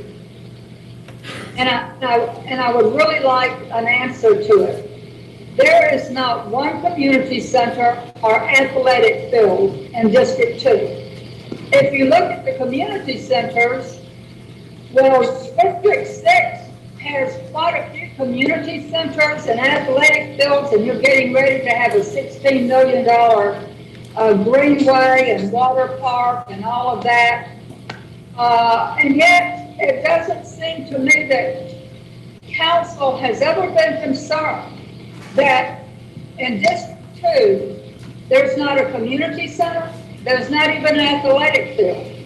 And I have 3 public schools, Workman, Washington, and Holmes, and low-income communities all around those 3 schools. And yet nothing for those low-income communities. And I know you may have a hard time believing that we actually, most of my district is either low-income or working class. And there's nothing. And there's nothing in this budget for District 2 other than a little bit of park maintenance. And I can't even get trees planted in Bryan Park without it becoming a real big conflict. And I have a problem with you all having so much, especially in District 6 and District 7 and then District 4 with Bayview Park. And yet you seem very unconcerned that people in the northwest end of the city, and I'm talking about primarily from Langley all the way to Olive Road, that those people have so little. And one subdivision, Eau Claire, has no parks. It's on the other side of the interstate. And when I've mentioned that to Mayor Robinson, he says, well, they can go to a county park. The problem with that county park is, I didn't even know it existed. I ran into it quite by accident one day. But there are no sidewalks or street lights to that park for city residents. That's unacceptable to me. And I had wanted a lot more improvements to Gold Point. I figured if we could maybe build up on Gulf Point, maybe that costs too much money. But at least we have something on the north end, even if it is a long way from where the greatest need in my district is around those 3 public schools I just told you. And that is a high crime area. I don't know if the mayor knows it or not. We had a shooting last week over on Sanders Street. And so, you know, well, I just want to know how, and you don't have to answer me, but I hope you take my comments home with you, and I hope you put it on your heart. You know, I have fought to get things for your districts, especially District 5, that fully supported building a community center over there and all the park improvements over there. That community has been neglected for years. I fought to get the funding for a skate park. I sat down with John Shell, and he will be my witness, and we went through the budget and we found the money for a skate park. Guess where that skate park is? It's in District 6. It's not in my district. So I just ask for you to have some fairness and equity in all of this. And it's not here in the budget. The budget speaks for itself. And by the way, it is the mayor's budget. It's the proposed budget prepared by Mayor Robinson. And so he's been telling me, well, maybe we can get a community center at Tiffin Park. We're not going to get a community center at Tiffin Park. The money was supposed to come from selling Malcolm Young. That was a suggestion. Well, I didn't know a whole lot about Malcolm Young, but I sure learned a lot the last week. And so that's not going to be doable, obviously. I think the reason they want to sell Malcolm Young or surplus it is to get that LOST money for another community, someplace else, but it's not for the purpose of getting a community center in District 2. So that's something that I don't think will ever happen, unless you have a change of conscience. Thank you, Ms. Myers, and I do want to comment on this. When I asked for money for District 7, we're not getting new parks. We don't have anything new. It is just that they were not, they needed maintenance on those facilities. And so we've done those maintenance. Now for District 2, I can't speak for District 2, but I know the way in which I try to get projects done is you have not come to this council with say, I have seen a piece of land. Okay, I have a piece of land, I think that it should be here. This is what I think the design should be. None of those types of things have come to me on this council in my 8 years. You often talk about nothing of it's done up in District 2 in reference to parks. But if you brought some type of idea and said, I want it here, all of us are fair on this council with that. But nothing never shows up. And so if you have an idea and you have a piece of land or somewhere that you want it to go, and you want to look it out for this is where it should go, this is how it's going to impact the children at the school, this is how it's going to impact that. Maybe there's some land that the county, the school board also owns up in that area. They normally owns quite a bit. Something like that, so that when you bring it to the council, it's just not a conversation, and it's not a conversation of frustration, but it's for conversation of, being able to move forward. Because in District 7, we haven't built anything new with our LOST. We've only repaired the outdated areas there and improved those areas. They have been waiting for a long, long time. It's just unfortunate that we have. Now, Malcolm Young Center, as far as my view of Malcolm Young was that we should do it for affordable housing. We have land for it. While we selling it, when we need land for affordable housing. However, that may not come to fruition either. So we're just looking out for all of those types of things. I have a conscience, but I want that conscience to be met with a proposal so that we can be able to find ways in which to assist you. And you put up your hand. Go ahead, Ms. Myers. Yeah, well, I'd just like to respond. I have been talking about this for years, about having a community center in District 2. I discussed it with Mr. Flaherty. I have discussed it numerous times with Brian Cooper. I have discussed it numerous times with the mayor. And my position is, unless they're on board with it, there's no reason for me to bring it anyplace. And besides, my top priority to get money out of this council has been Burgess Road. And it took years, and more than the years I was on council. Before I even got on council, my neighborhood, this whole neighborhood out here, signed 2 petitions, every resident out here, begging for help with Burgess Road. There have been newspaper articles about Burgess Road, and it took me all those years. And I want to thank you, Madam President, because had it not been for your support, I don't believe I would have gotten the money from Burgess Road. So I have to be very careful how to bring projects to the city council, because my top priority above everything else has been that road. And had you not sponsored it and put it down as one of your suggestions, it may not have gotten done. So I want to give you credit for that. And I want to thank you for supporting my district on that issue. Thank you. We want to go back to Ms. Hill, because Ms. Hill, you were talking about McGee Field. And you were talking about McGee Field. So we were trying to get clarity on whether or not that if things could be done partially, when can it be done? Is there any way that you'll be able to know that by the time our public hearing on that? Because you're asking for $750,000. Mr. Mayor? I'll let Ms. Hill speak, and then I'll speak afterwards. Well, it sounds like it might be a little bit more than that, according to Mr. Cooper.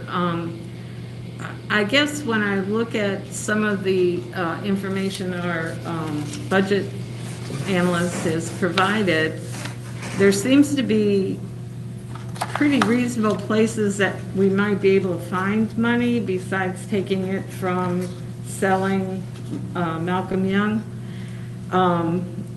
Did you get I think they passed out this paper just before our meeting, our workshop, where it talks about potential sources.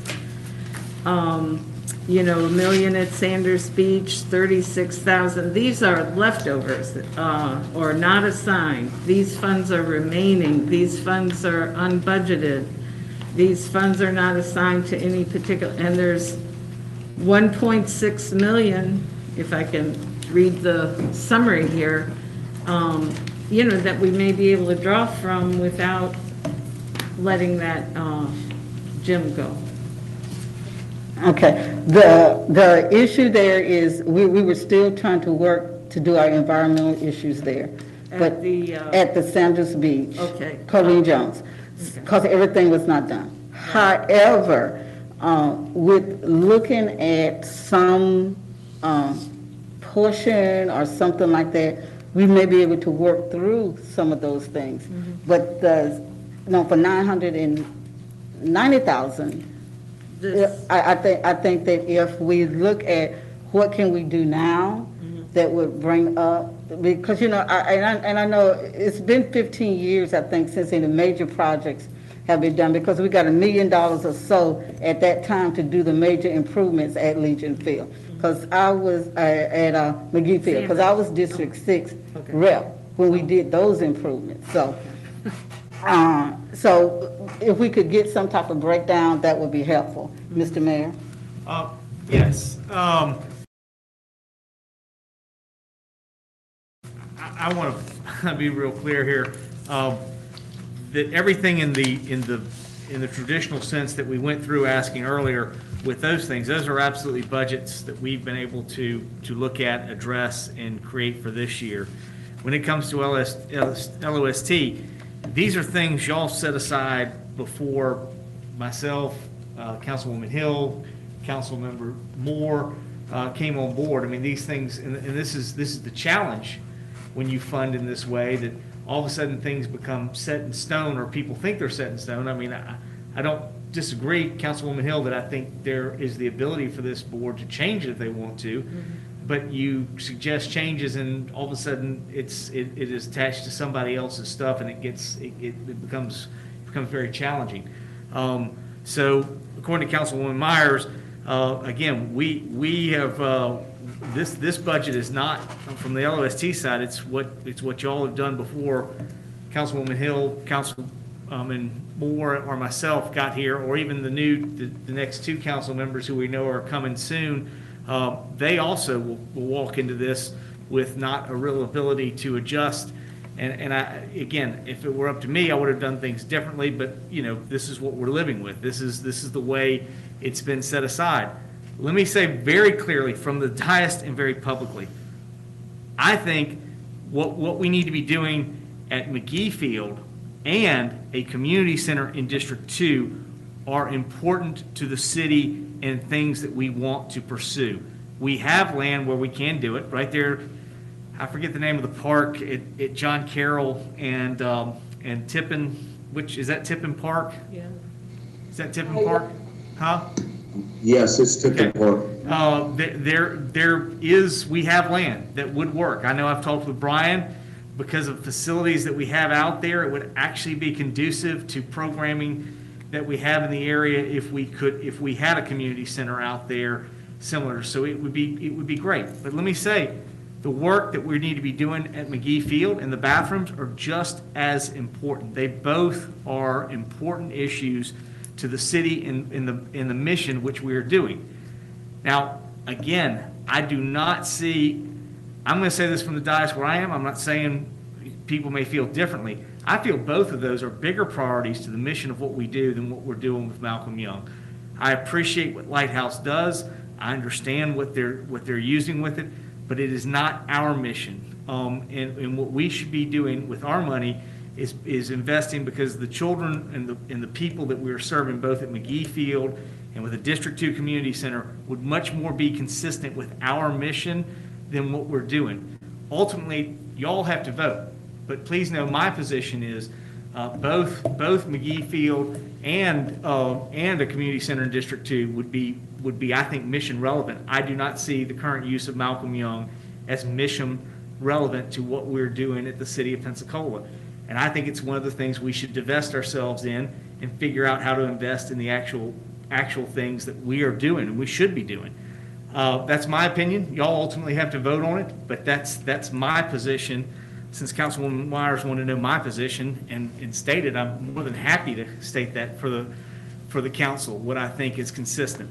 It's why I still believe that we should surplus it. But it's not because I don't value Lighthouse or what they're doing or understanding the variety of things that are happening.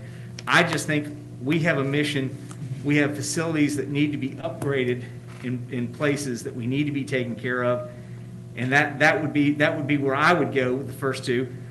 But I didn't get to make the list of this, so I have to live with the list that's here. And even if I take $60,000 from one community center that has no programming, no project, no anything to it, obviously people get very upset. But at the end of the day, we got to move to get done the projects we have, and they're all vitally important. And there aren't any easy answers here. But leaving money in ledgers of things that aren't serving our mission is not helping us get things done. We need to be investing that money, the taxpayers' money, into things that help our mission, help us have a better city that people want to live in, and we do that regardless of geography. And we've tried to do that. We've tried to invest very much in our west side parks, our north side parks, everywhere we're trying to invest, and I think the council's done a great job investing geographically all around it. That's my feeling on that. Y'all ultimately have to vote, but that's my opinion. Okay, Mr. Gerald? Thank you, Madam Chair. I'll come back to you. Thank you. I wanted to comment briefly on the concerns that Councilwoman Hill has as it relates to McGee Field. And I was particularly interested in what she indicated, that she didn't know that whether or not we had to do all of the projects at one time. I would certainly be against ignoring it for 4 years and starting later. However, with COVID-19 on our backs and the way things have changed, I would encourage what she said, when perhaps we might be able to do them as we move along. And I would recommend that we reevaluate the needs at McGee Field currently and prioritize the projects that were mentioned in a way that they can be done year by year versus eliminating or waiting 4 years to start. But if it's interesting, if the projects can be done based on what we have and what we're doing and the changes that are happening in our midst, that we began to reevaluate what's needed and approach them depending on their urgency, which would work to some extent. Thank you, Madam Chair. Mr. Cooper wanted to speak.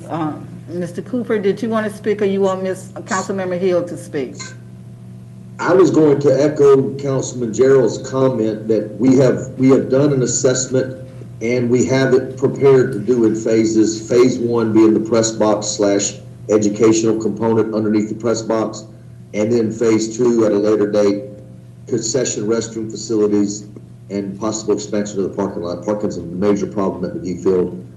And so maybe that'll get solved when we do the MLK Davis Highway renovations, but that's the phases that we have them now, and the folks at McGee Field support the phases as they are. They would just obviously would like to see it all done sooner rather than later. Okay. Are you able to send us a copy of the phase 1, the cost of phase 1? Councilwoman Kendall, I'm sorry, but I'm having a hard time hearing you. Okay, can you send us what the cost is for phase 1? Well, the press box has not been bid out yet. I'm guessing it's going to be $150,000+ to do the press box building. I could go back and look at the documents for the Legion Field press box that we're currently building and see what they're charging for that one item. And then it would be a very good comparison for what we'll get at McGee Field probably. Okay. Thank you, Councilmember I can get back with you on that. Thank you. Councilmember Hill?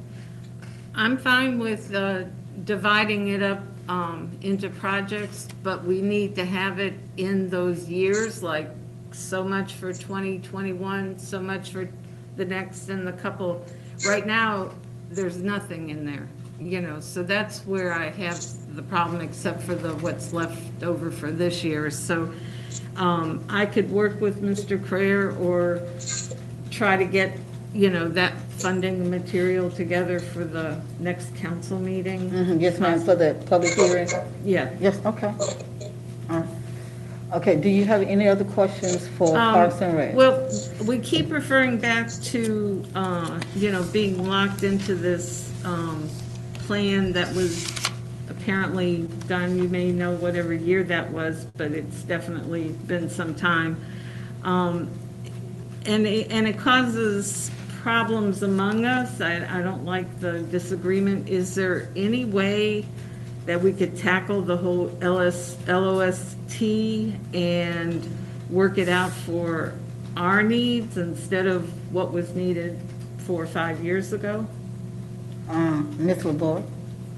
Sure, there's always the opportunity, if everybody can hear me, there's always the opportunity to take a look at the remaining years of LOST at any point in time the council wants to do that, and look at future projects, and if they're no longer a priority, move the money to somewhere else. Yeah, it's so difficult to do it in a workshop where we have, $200 and some million we're talking about, and, emotions and we can't research things. I'm good at researching, but, I can't do that from this seat. And I would like it to be a little more congenial. And we do care about all our districts. We want everything to be done fairly. And I think we're giving the wrong light to what we're trying to do. So I would leave it to Mr. Crayer if you would Yeah. give it something more in the lines of Hagler Mason. Is that better? In line something of in Hagler Mason? A workshop in Hagler Mason where it's just on LOST, would that be? If council is willing to try to iron out a new new And I'm sorry project. not to interrupt, but I know that between Melanie and I and some of the council members, and even with Ms. Lavoy, we have talked about the need to reprioritize the LOST plan. This was created prior to the current sitting council. There were some actions that took place within previous administration right as they left office that in some ways hamstrung the current administration, or not in some ways, it did hamstring the current administration. And I think that, again, within our conversation, one of the things that we were going to bring up is the possibility of sitting down and re-looking at the entire loss plan for the remainder of the years that are there. It's through 2029, something like that. So to look at those remaining years. But what council also needs to understand is the loss plan is always front-loaded. So we do the bulk of our projects in the front end of the loss plan, so there's less funding in the back end. There's, from every loss that I've seen and looked back, we always spend the majority of our dollars in the front end of the plan, and we have very little left in the back end of the plan. So council just needs to understand that. I think where we sit today, it's difficult to do a reprioritization of the current loss plan when we're looking at the first budget public hearing next week on Wednesday. This is something, and I think council can appreciate, I think this is something that we've talked about for a couple of years now, is the need to re-look at this plan as we move forward, and then for this council to be able to prioritize it in a way that they deem most appropriate, as opposed to looking at the previous administration's plan and how councils at that time deemed the prioritization. And then also understanding that even though the numbers are less, we are going to experience a little bit of a downturn in what we receive just because of COVID. Sure, we're down about $157,000 in OST year to date. Thank you. Ms. Myers, are you, your hand up? Did you, okay.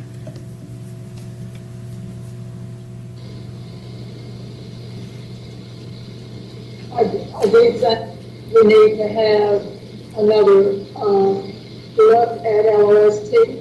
And Councilwoman Hill, you were on the city council at the time that LOST 4 workshops occurred. We had 2 workshops.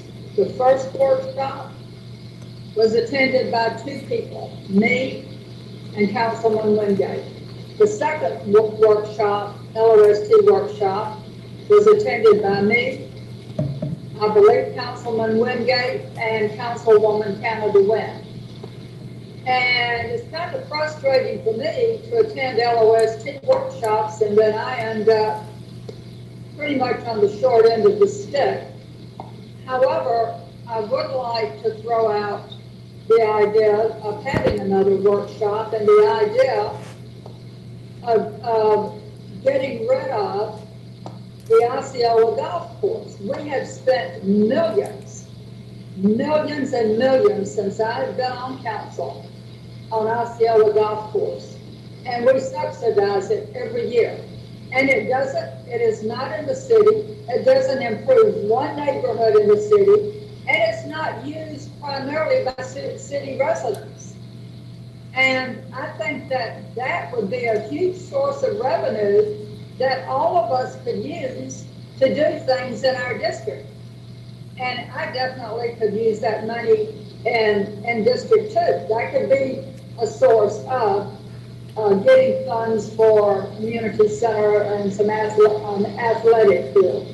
But I think that we need to take a hard look at Osceola, how much we have LOST, we have spent on it over the past 10 years, and how much we're subsidizing it, and let somebody else take it over so we don't have the expense. So if before we spend any more money on Osceola, I think we should take a look at what alternatives we have, because that could free up a lot of money for us. And so I want to throw that out to council while we're talking about parks. Okay, thank you.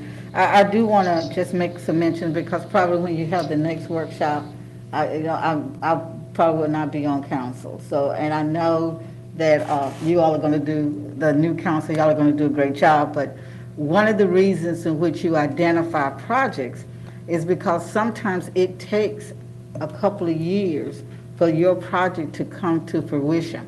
So if you said that you want to build a community center, then you have set staff on the path of building or getting the community center. And so therefore, those dollars have to be allocated and those dollars have to stay there. Normally, the dollars are just not moving parts, where you move from here to here each and every year when a new project come up. Those things are already committed. The other thing I wanted to mention is 2 years ago, UWF did the study about the amount of parks that we have in the city. I think the Parks and Rec is underfunded for the expectations that we have for the parks, for the cutting of the grass, for it to look like it should look in a city of our size. We have too many. That is a financial conversation that we need to have. That conversation where no one wants to talk about closing parks. Everybody wants to include more things to parks, but we really haven't looked at the true funding of how we're going to have that. And then that brings me back to the last list. Over the years, we have talked about looking at how do we fund government. Councilmember Myers talked about the LOST has turned into a capital project versus the enhancements. So we have not had, our council have not had that true conversation on how to fund government. We do not increase our ad valorem taxes because maybe it's politically, incorrect. It'd be political suicide. But if we're not funding it in the manner in which we need to fund it, we have to find those funding somewhere in some form or another. And the conversation of how do we fund our government, how do we fund our needs, and there are some wants, but basically how do we fund those needs, we have not had. And so while we're talking about having a workshop on LOST to redistribute dollars or to come up making sure that everybody has equity in receiving that, the question still remains, is the proper and efficient and effective way to fund the city of Pensacola. And that conversation has not been had or discussed truly by us as a council. So I just wanted to throw that out to you in that. So, Mr. Mayor. Yes, thank you very much. And again, I want to commend y'all in this budget. We asked you to do it, and you've supported us. I mean, if you support this budget with the bringing finally back some of the in-house ability for us to have crews that do maintenance. That's through the CRA in the southern portion, being able to use some of that fund for dealing with those parks. We agree. We think one of the challenges we have, we know we have a lot of complaints about what we've got. First thing when I talked to Brian is it's very difficult to control crews you don't actually control. Again, I think those are things we're looking at, and we've tried to address that in this budget. Also, I really want to recognize Mr. Crayer and thank him for acknowledging something that needs to be acknowledged. It's when it comes to LST, our administration has been very hamstrung by decisions. I don't fault the council for what happened. I mean, those are the things that happened, but we have not had a lot of mobility to move, and we've tried to move as we could, and we've tried to suggest things, even though they may not be popular or whatever, and looking at surplusing some property. But at the end of the day, if we want to do some of these projects that are valuable to the mission of what we're doing as a city, we absolutely support that. But we have been severely hamstrung in what was at least put forward by prior administration with the last local option sales tax, which I think it runs through 2026. 3 months into 29. Okay. So again, that's where we stand with where we are on that. But again, from that standpoint, we're happy to work with the council on anything we want to do in our plans going forward. We just want to make sure if we take something on and we build the mission, it's much like that we stay there and we finish the entire mission. That we don't put money here and then run around and not finish the mission and then have to come back and it's more money for mobilization and a variety of things. We got to finish out whatever that project started. I appreciate Ms. Candle Wynn talking about if you get a community center, you got to finish that community center out. You can't just leave it halfway hanging and do what you need to. The same with the park or anything else. So we're going to try to work those through. Whatever priority this council has, we'll work with them. Our idea is a partnership, but again, I think there are some things that have come forward today, and I've tried to describe my opinion of what I think is a priority mission for what we're doing as a city and want to see those things continue. The other section, okay, yes, it's Public Works, go ahead. Okay, thank you.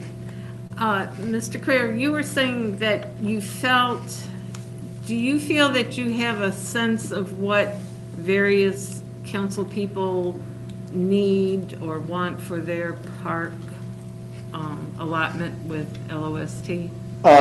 I think I have a decent sense, not of every council member, something that we've tried to get done in the past couple of years, and that is to hold a meeting in a workshop setting where council members could bring their items forward and, for lack of a better term, sell it to the rest of the council.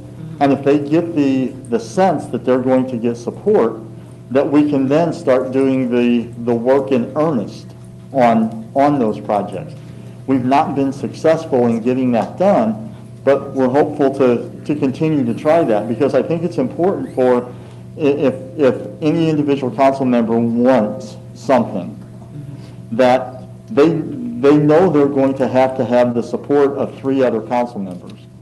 So they need to bring that item to, and I'm hoping that possibly with these new business meetings, that might be a place where we can discuss some of those things. But I think Council President Candida Wynn is 1,000% correct, is since I've been here, and it's only been 5 years, but in that 5 years, no city council has ever sat down and had the discussion about what it costs to run a government and how and what is the city council's priority in running the government.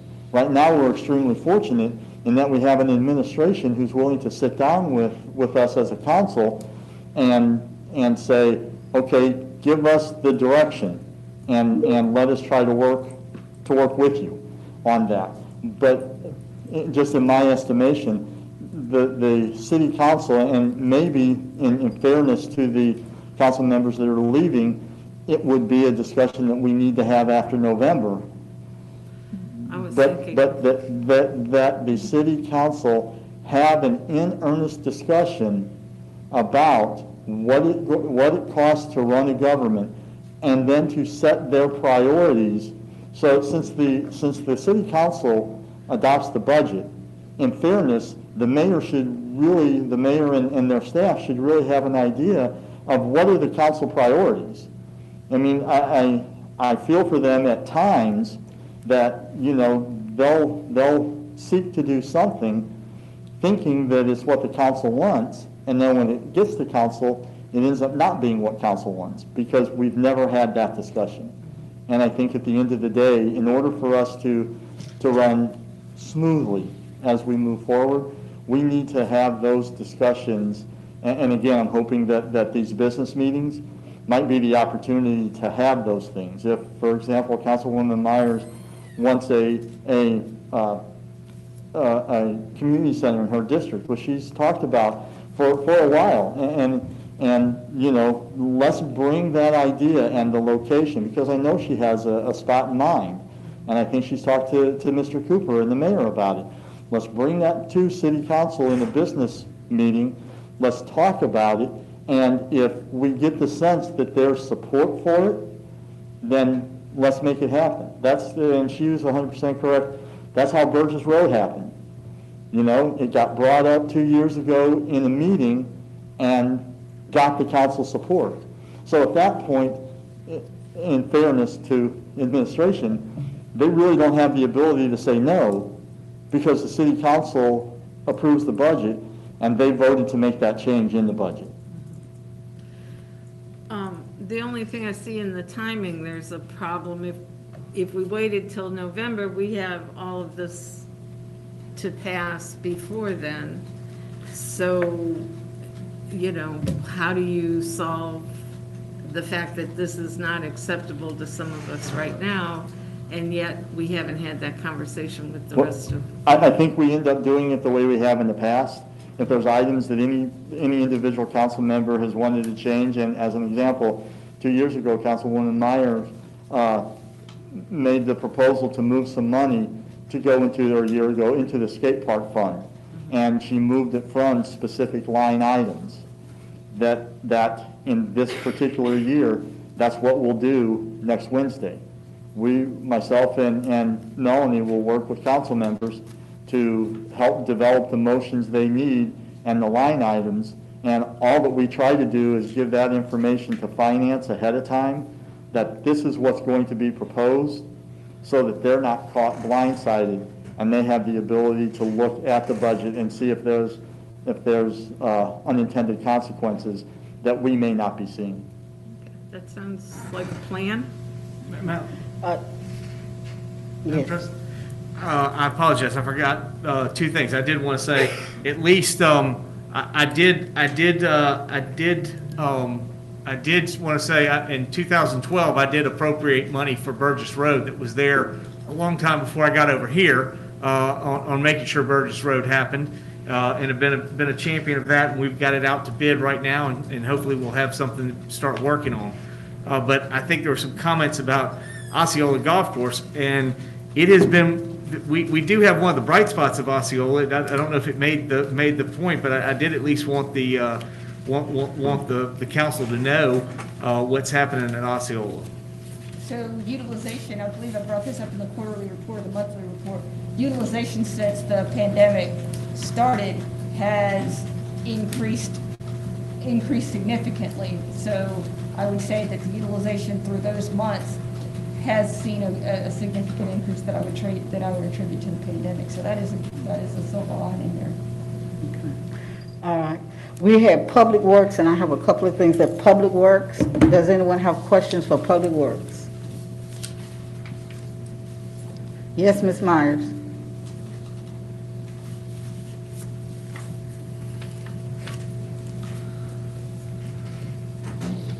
Forgive me. Unmute that. So I want to know about street lights. We spent almost $1 million on upgrading street lights downtown. And so I have been asking for street lights on Langley, because 42% of the street lights on Langley are paid for by private property owners. If they weren't paying for street lights, their own street lights, Langley would be exceedingly dark. And and it is dark even with people supplementing their street lights. The street light study that was done was a sham. I was misled regarding the purpose of that street light. It didn't take into account the things that were important to communities, or at least to my communities, and state roads. And so I want to know what do I have to do to get street lights on Langley? Gulf Power will put the fixtures up for free, I believe. At least I talked to Gulf Power, and if there's a pole there, we can get lights put on poles. So what's the problem in terms of getting street lights? Mr. Mayor? I want to say, last year we talked about this. We all agreed that we had already agreed, and it had been through the budget, and the council had already approved buying the lights. We bought the lights. Last year, if we own the lights, we needed to approve the money to put them up. We did that. After that, we said, you know what? We're not going to do any street lighting until we do one thing. We have a street lighting town hall. You remember we all said we were going to do it. We were going to do it in January. Several people said they weren't comfortable. January just didn't work out. It was too much after the holidays. Let's postpone it. Guess what happened once we postponed it? We hit COVID. There are no town halls. We are absolutely agreeable to working some kind of a session if we want to hurry up and put one on here for a working session in streetlights. We would love to do it. I don't know how to do it at this point as much town hall wise, but I would heavily encourage each of you. We could certainly work perhaps with Casey to do something that could be a town hall that you could have virtually with some of your citizens and ask about spots. I got to believe most of you probably already know the spots of your district that are there, and then let's work. But if you remember, we said last year's budget we weren't going to project where we were going to do street lights. We have money set up for street lights, but we said we weren't going to say where they were going to be until we had this council sat down together and had this meeting. We even had it on the books for January. So from the administration standpoint, we had it. People wanted to postpone it. We postponed it, and next thing you know, we're in COVID. So I am more than happy to have a workshop and figure out what we want to do. We said we were going to do that, and I will absolutely honor that. But as far as the street lights that we had, because the council had already approved the purchase, we made the purchase. There was no reason last year not to spend the money to erect them. We've erected them. They're here. They're now working. I really appreciate the work of Public Works and Derek. But if you're there, I know Derek's been out. I don't know who is on there. Kareth, who's available from Public Works to talk about street lighting. But I think we are more than happy to adjust our street lighting program based on what council in a workshop, but we need to hurry up and do that because we're going to start getting into next year, and we need to know where we need to go if we want to put up street lights. And by the way, Ms. Myers, I've worked with District 3 DOT. We've gotten lights up, some new lights at the intersection of 9th and Bayou. We've gotten lights on 9th. We're certainly working to see if we can get them to do something to other lights out there. So we are working on state roads as much as we can with DOT. It's been one of my priorities we've been pushing. We have managed to get lights for you in some of the things in your area that you've asked about. Again, we have accomplished things. We have been making things happen. We are more than happy to figure out what we want to do, but we all agreed we were going to have a workshop and a town hall meeting, and unfortunately, we've never gotten to that meeting. Yes, Ms. Myers? Yes. Well, I have had no town hall meetings about streetlighting. I attend most of the Broadview Farm Neighborhood Association meetings. And so I have been talking about streetlights for years, and I have brought it to your attention. I've given you at least 3 letters regarding streetlights on Langley particularly. I think most council members already know what neighborhoods in their districts need streetlights. And you and I had talked before about allocating so much money per district, 50,000, I believe we talked about, for each council person to use for streetlights. Now, 50 times 7 is, I don't know how much, I can't do my math right now. 350,000, but Derek's right there. But even if $1 million was spent I guess in District 6 and District 7, it was spent only one place. I know there are areas in both of those districts that need streetlights. There are areas in all of our districts that need streetlights. But I feel like I've already had that conversation for many, many years with people in District 2. And as far as the street lighting that exists now on 9th Avenue, I am going to 100% take credit for those lights at the corner of 9th and Bayou. I have been communicating with FDOT about that intersection for years. And so that's how that light came to be. And the sad thing is, it doesn't cost us any money to have streetlights put on state roads. FDOT has always told me, if you want streetlights, you can have them if the city agrees to it. Gulf Power told me they won't charge for putting up lights. All we have to do is pay the utility bill. And that utility bill is peanuts. And we get reimbursed for it. And so it's free. It's not like a street light on a city street. We don't get reimbursed for that when we pay the bill. But the FDOT pays the light bill. So to me, it's a no-brainer that we should have LED lights all up and down 9th Avenue and on every state road. We should be, that's in the city limits, and we can have it. And I don't understand why we don't.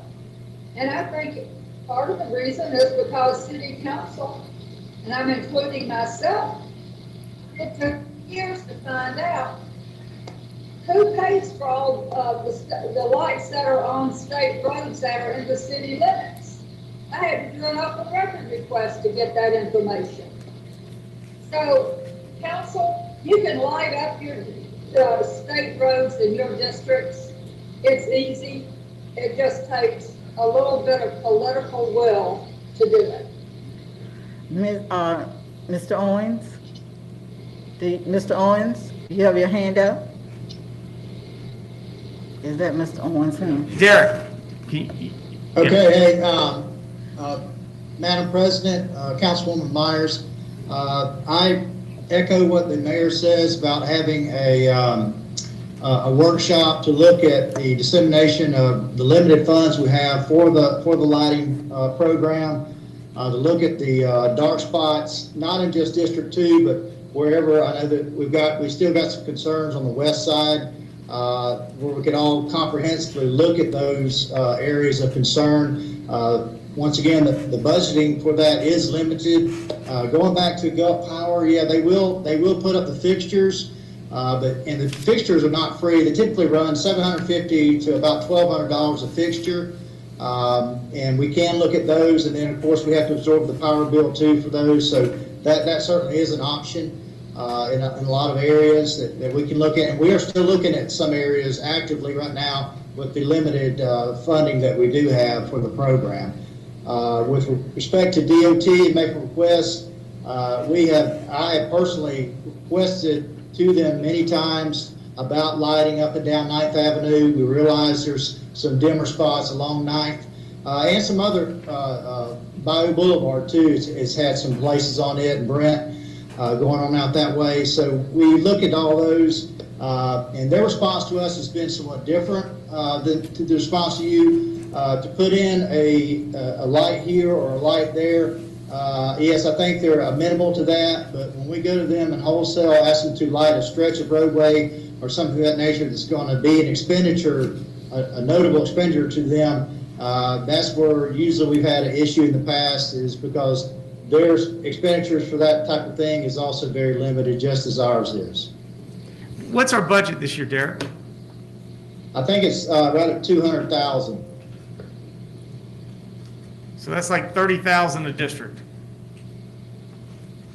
That sounds about right. And yes, that was one of the things, but I was getting ready to look at the LOST because I wanted to add another $400,000 to that, $200,000. And it may not be popular here, but I wanted to talk about it next week, is $200,000 from energy conservation and $200,000 from pavement management. My issue is that I thought that we were going to do LED lighting for the entire city. Just go and replace, because in some of my areas, they have the old lights. You can stand right underneath the light and you still can't see anything. So my impression with this first process was that the city was going to do LED lighting and go in place, because I think once you put LED lighting, which is more efficient, it's brighter and everything, we may not need as many lights as we think we need, because many of my lights are dim. They're just dim.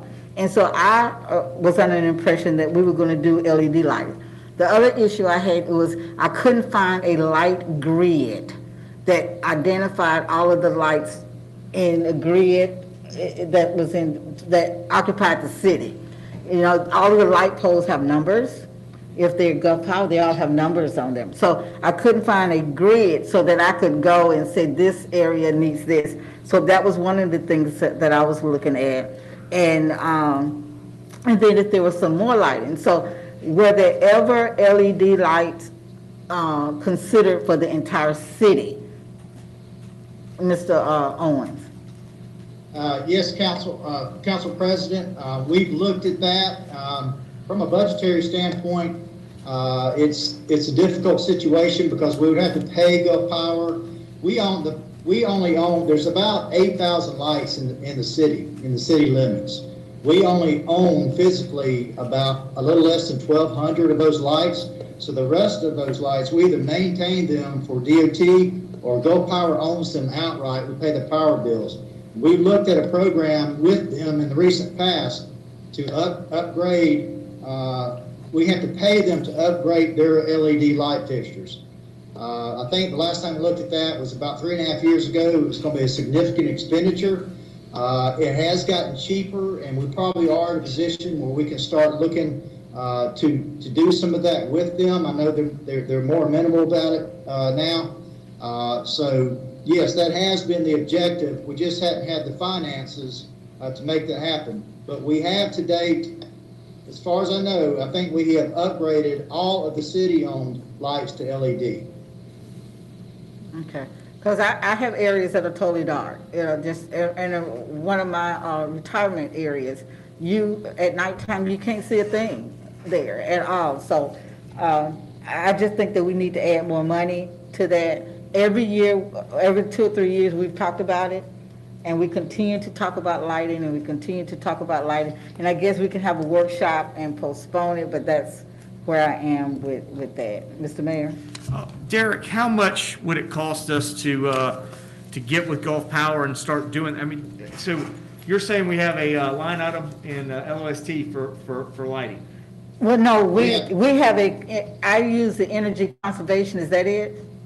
That's correct. Yes, $235,000 for this year. And what are you currently planning to do with that? And then what could you do if we were to replace bulbs? We'll continue to upgrade lights. I know we've got to buy some poles this year to replace some antiquated poles, and continue to upgrade fixtures. I know we got some more left to do on Summit. I'd have to look at the inventory report to see exactly what we're going to do. But $235,000, when you're talking about this kind of technology, really doesn't go that very far, unfortunately. But we can certainly look at maximizing and going whichever way the council wants to go with it. Ms. Myers? Ms. Fields? I could not help but notice that Spanish Trail, which mostly is an affluent part of the city, has LED lights all up and down Spanish Trail. And so does Summit. And so those are city streets. They're not FDOT streets. So somebody made the decision, rather than putting them, say, on Burgess Road or in Councilwoman Canada Hills areas, where they're needed in other areas, that they would put them in the affluent areas. I drive around my district, somebody added one LED light to Burgess Road, big deal. I don't know what that's supposed to, why? One was added on Parker Circle, I don't know why, but to me, when I look at how that light money has been used and where it's been used, I have a concern about that. And so I'm looking forward to having a workshop, and I support, Madam President, your suggestion.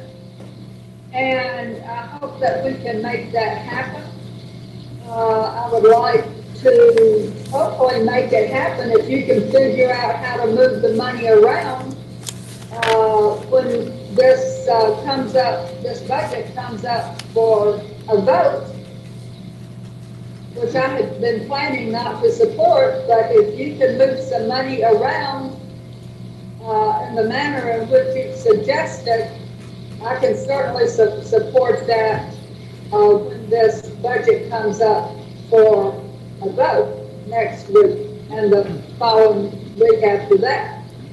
But that's the biggest need. We talk about crime, we talk about safety is the #1 priority of citizens. And it all starts with safe communities, with street lighting and walkable, good sidewalks and street lighting, and our police department and our fire department. Those are the top priorities of citizens throughout this city. And I think that we need a lot more money in our street lighting budget. And we need to start lighting this city up in poor neighborhoods and underserved neighborhoods particularly. Okay, thank you. Now, that was the last one on Public Works. This is for our council to, oh, I'm sorry. Go ahead, Ms. Hill. That's okay. Regarding the grid, are you familiar with the, it's a clickable thing that Gulf Power has? Uh-huh. And I know a couple of people have told me their lights were out, and I went on the grid, and you turn it red where it's green, and they come out and they fix it within a couple of days. There was an elderly woman that said her light was sort of like what you're saying. She could not see when she went out of the house. And I talked to somebody, I don't know if it was at the city or at Gulf Power, but they said these lights eventually wear down, so that where maybe they were sort of bright 10 years ago or however long they dull down, and they replace the dull ones. So, you know, you might have them check that out, but, you know, I only had it happen one time, and I don't know if that was the whole story or not. But, Yeah, because I had asked at least 2 or 3 years ago about the grid, and they told me it was impossible for the grid. So I'm glad you mentioned that, because I was looking for that. We only have 1,200 lights. I still would like to know where those 1,200 lights are and how we can do to that. We do have one more, Jared, Councilmember Moore, we have one more section on human resources. I had one other point. Okay, that go was ahead. just commenting to yours. Go ahead. Is the intersection improvement, is that part of Public Works? Yeah. Okay. I noticed, like, in one explanation, apparently we had like a 400,000, I guess this was probably last year, 2020, and then this year we only have 100,000, and I would say that that's not enough. Along with that, safety, traffic calming, problems at intersections, striping, they're not expensive, but I would hope that we could get a better response, a quicker response, that we wouldn't have to go, you know, to too much trouble to have, for instance, on 9th, if they want to do a little restriping or something like that. Is there any way to add to that budget? Derek, I think she's asking a Mr. question for Mr. you on Owens? the, on the budget for intersections. I will say, if it's on 9th Avenue, we're gonna go to DOT about it. Right. But, I will send that but, to you. you know, I think she's asking about what's the, you went from 400,000 to 100,000 in intersection improvements. Okay, I can barely hear, but the intersection improvement account is typically used to upgrade the signals that we own, to restripe the intersections, provide updated cabinets, control cabinets, and related hardware. So that's what those funds are typically for. Yes, we did see a significant reduction in that this year.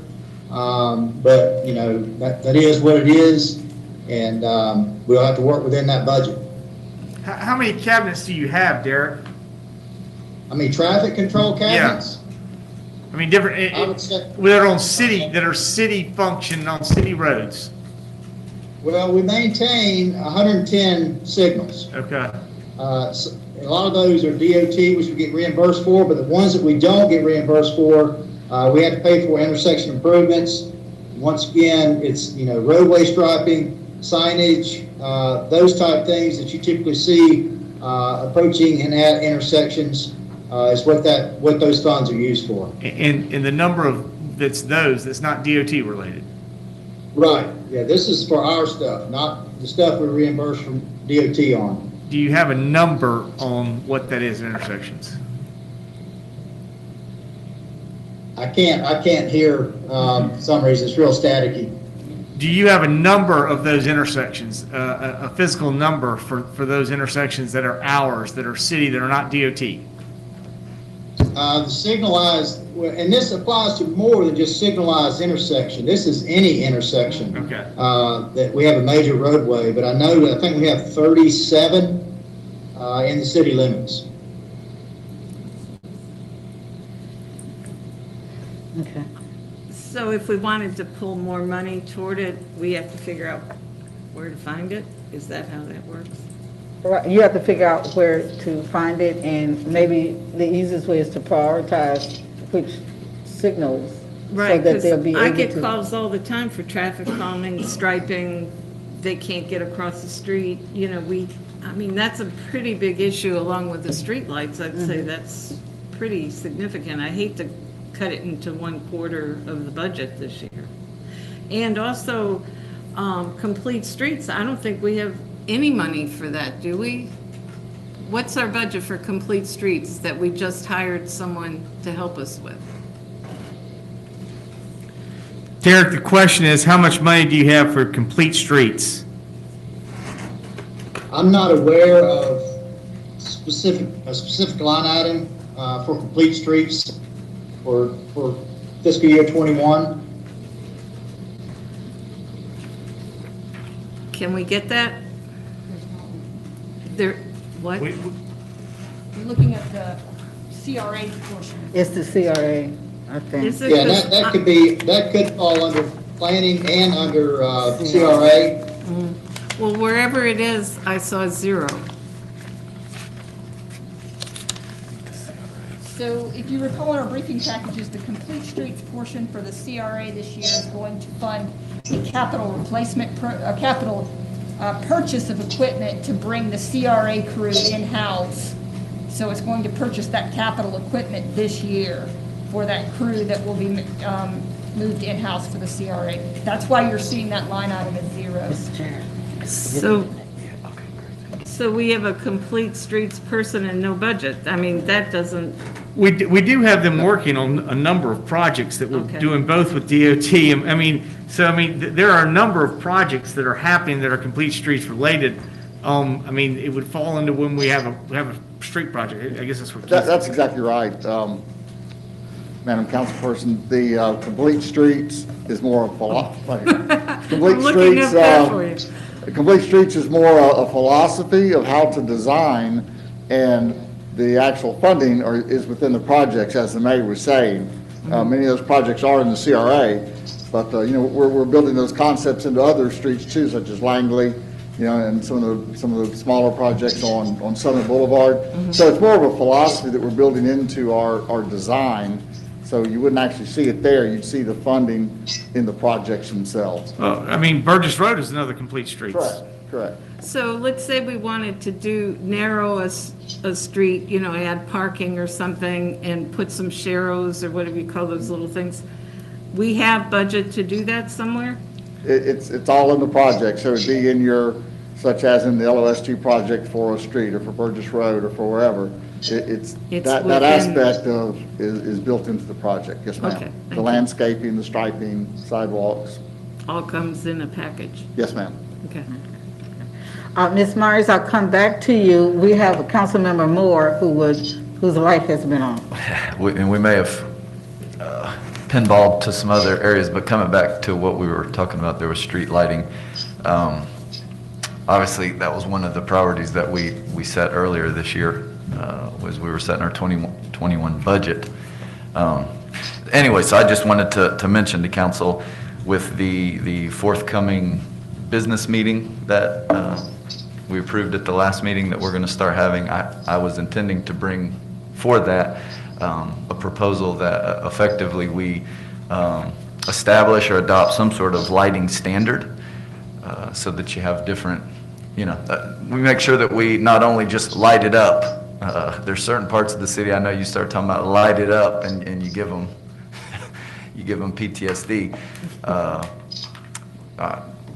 That we get the lighting in place, but that we get the appropriate lighting. I think, maybe you're talking about a 9th Avenue, going in with a 5K light there, or a 4K light might be more appropriate, but you go into the Seville Historic District with a 4K light, and you're going to have some people upset. So perhaps adopting some sort of lighting standard relative to the zoning. Anyways, it was going to be a proposal forthcoming at one of the business meetings, so I figure while we're talking about it, that may be a good place to start to kind of having a standard as we move forward, looking for need to ensure we end up with the appropriate brightness and the appropriate color of lighting for the different land usages. Thank you, Madam President. Thank you, Mr. Moore. Ms. Myers? First of all, I wanted to say to Mr. Moore, I agree with him absolutely 100%. We wouldn't want a light that's appropriate for a state road that's highly trafficked like 9th Avenue and say a residential historical neighborhood. That would not be appropriate. So I think, that we need to maybe have an ordinance or some kind of policy that identifies the standard of lighting that's appropriate for various streets. As to complete streets, I don't think we need a line item budget for complete streets because complete streets encompasses a lot. We have money for sidewalks. What we need is, and I've been working on it for over 10 years, an ordinance, a complete street ordinance that requires sidewalks to be built to a certain standard and not, a minimal standard. At least 5 feet. So a complete street project could be as simple as connecting an area that has a sidewalk and then it ends and then it picks up again at the next block or half a block away. So that kind of connectivity there would create a complete street. So I think where your complete street comes in is in a lot of different ways. Sidewalks, landscaping, where we plant trees, lighting, the type of lighting, traffic signalization.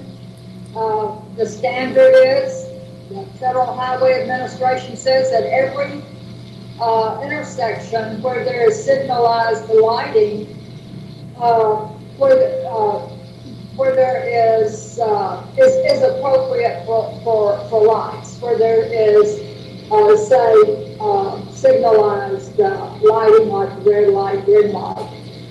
That is appropriate to have all of that intersection lit up. So there's already standards in the Federal Highway Administration has complete street standards. FDOT has complete street standards. So you don't really have to have a line item for complete streets because it intersects with so many different things. But it all starts with your sidewalk standards, and that's how I do it anyway. Okay. But, so anyway, I just wanted to throw that out there, that, about if you don't see a line item on the complete streets, that doesn't bother me as long as we have appropriate funding for sidewalks and we're building up to that, at least a minimal standard of streets. Okay. The next item is human resources. Did we have any questions or concern about our human resources department? Okay. All right. Seeing none, I did want to mention one thing to council, and Mr. Carrere, he doesn't know this, but no, is that our council executive is his classification and his duties are those to me that are as equivalent as that of an assistant city administrator, but he's not paid in that classification at all. It's about $30,000 less. Are you saying 30? Yeah, 30 zeros less. And so when we look at the demands and everything that we have, I mean, he has just like a department when he has all 7 of us and the 3 employees, the 3 other employees and everything there. So I would like to see him brought up to that classification, because as a city, as a council employee, he was not given that classification. We just set a particular salary. And I do believe that it's about $30,000 different than that. And when we look over the year of all of the things that's been involved with the council and all of us, I think that his responsibilities do that of an assistant administrator. Yes. I totally support what you're saying. I was wondering, is there any way we could up it a little bit more and have him cover CRA for us also? Because so many times I'll ask a question, he says, I don't work for, CRA, but is there any way to combine that? Maybe Mr. Carrere could answer whether he'd even want to, but I just feel like it would be more holistic for the council if we had him able to check on some of those items. I would prefer that we stay separate in that sense. We have an executive of the CRA, okay, and they need to collaborate.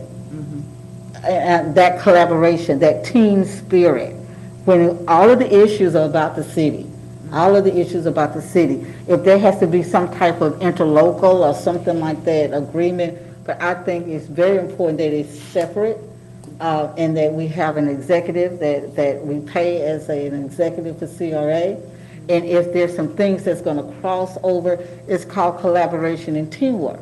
That's what it's called. And so both our council and CRA needs to work together when there may be some issues because many times there's issues that come to this council from the CRA. So it's called collaboration there, and I think that they could be able to work those things out. And the questions about the CRA should be directed to the CRA and the chairman, taking the lead for that. So that's my opinion on that. But we don't want to give him any more because he already does a lot right now. That's why I said, can we add some no, not add another layer. Ms. Myers? I would never agree to that. The CRA and the city council need and legally are separate entities. And I do not feel like sharing our council executive with the CRA. And that, to me, that would be highly inappropriate. But I want to give you a little history about the first time the city council hired a council executive. We hired that person, can't remember his name, but he was highly qualified. We hired him at $130,000. The mayor at that time, that was before we had the charter amendment, told us that we could not hire our own council executive. But that was what we hired him, and that was the salary we put on that position. So Ashton Hayward killed that. He said, well, he would have to approve it, and he wasn't going to approve it. So what he did is he hired a new city administrator, and guess what he paid that city administrator? $130,000. So I just wanted to give you that little bit of history that we actually, but when it came to paying Lila Cox, Ashton Hayward, Mayor Hayward, would only approve, I can't remember how much we paid her, Jewel. I think it was around, I'm sorry, Madam President, around 80,000, I can't remember. But it was way below what we originally paid the council executive that we first hired, who never got to come to work for us. That's been 10 years ago. So I don't think the classification is out of line, given the history of how we actually started out 10 years ago, paying our council executive $130,000. So we do need more staff. I don't feel that Don can or should do all of the lifting he has been doing. I don't know what the status of our health is. I know that I have not had town hall meetings. One reason is because I feel like Don is taking on a lot, and I hate to ask him to do certain things for me to help me get my town hall meetings online, virtual by the way, organized. It still requires me sending out mailers and, stuff like that, since I can't go door to door as easily. But I just wanted to throw out that little bit of history for your consideration on this issue. Yes. And it's just, looking to find the money. I'll talk with Ms. Lavoy. I'll get with you about it. It was just something that we felt that we needed to look at that. Look at that. I don't have anything else, and that this is our workshop and nothing else is going in. Meeting is adjourned.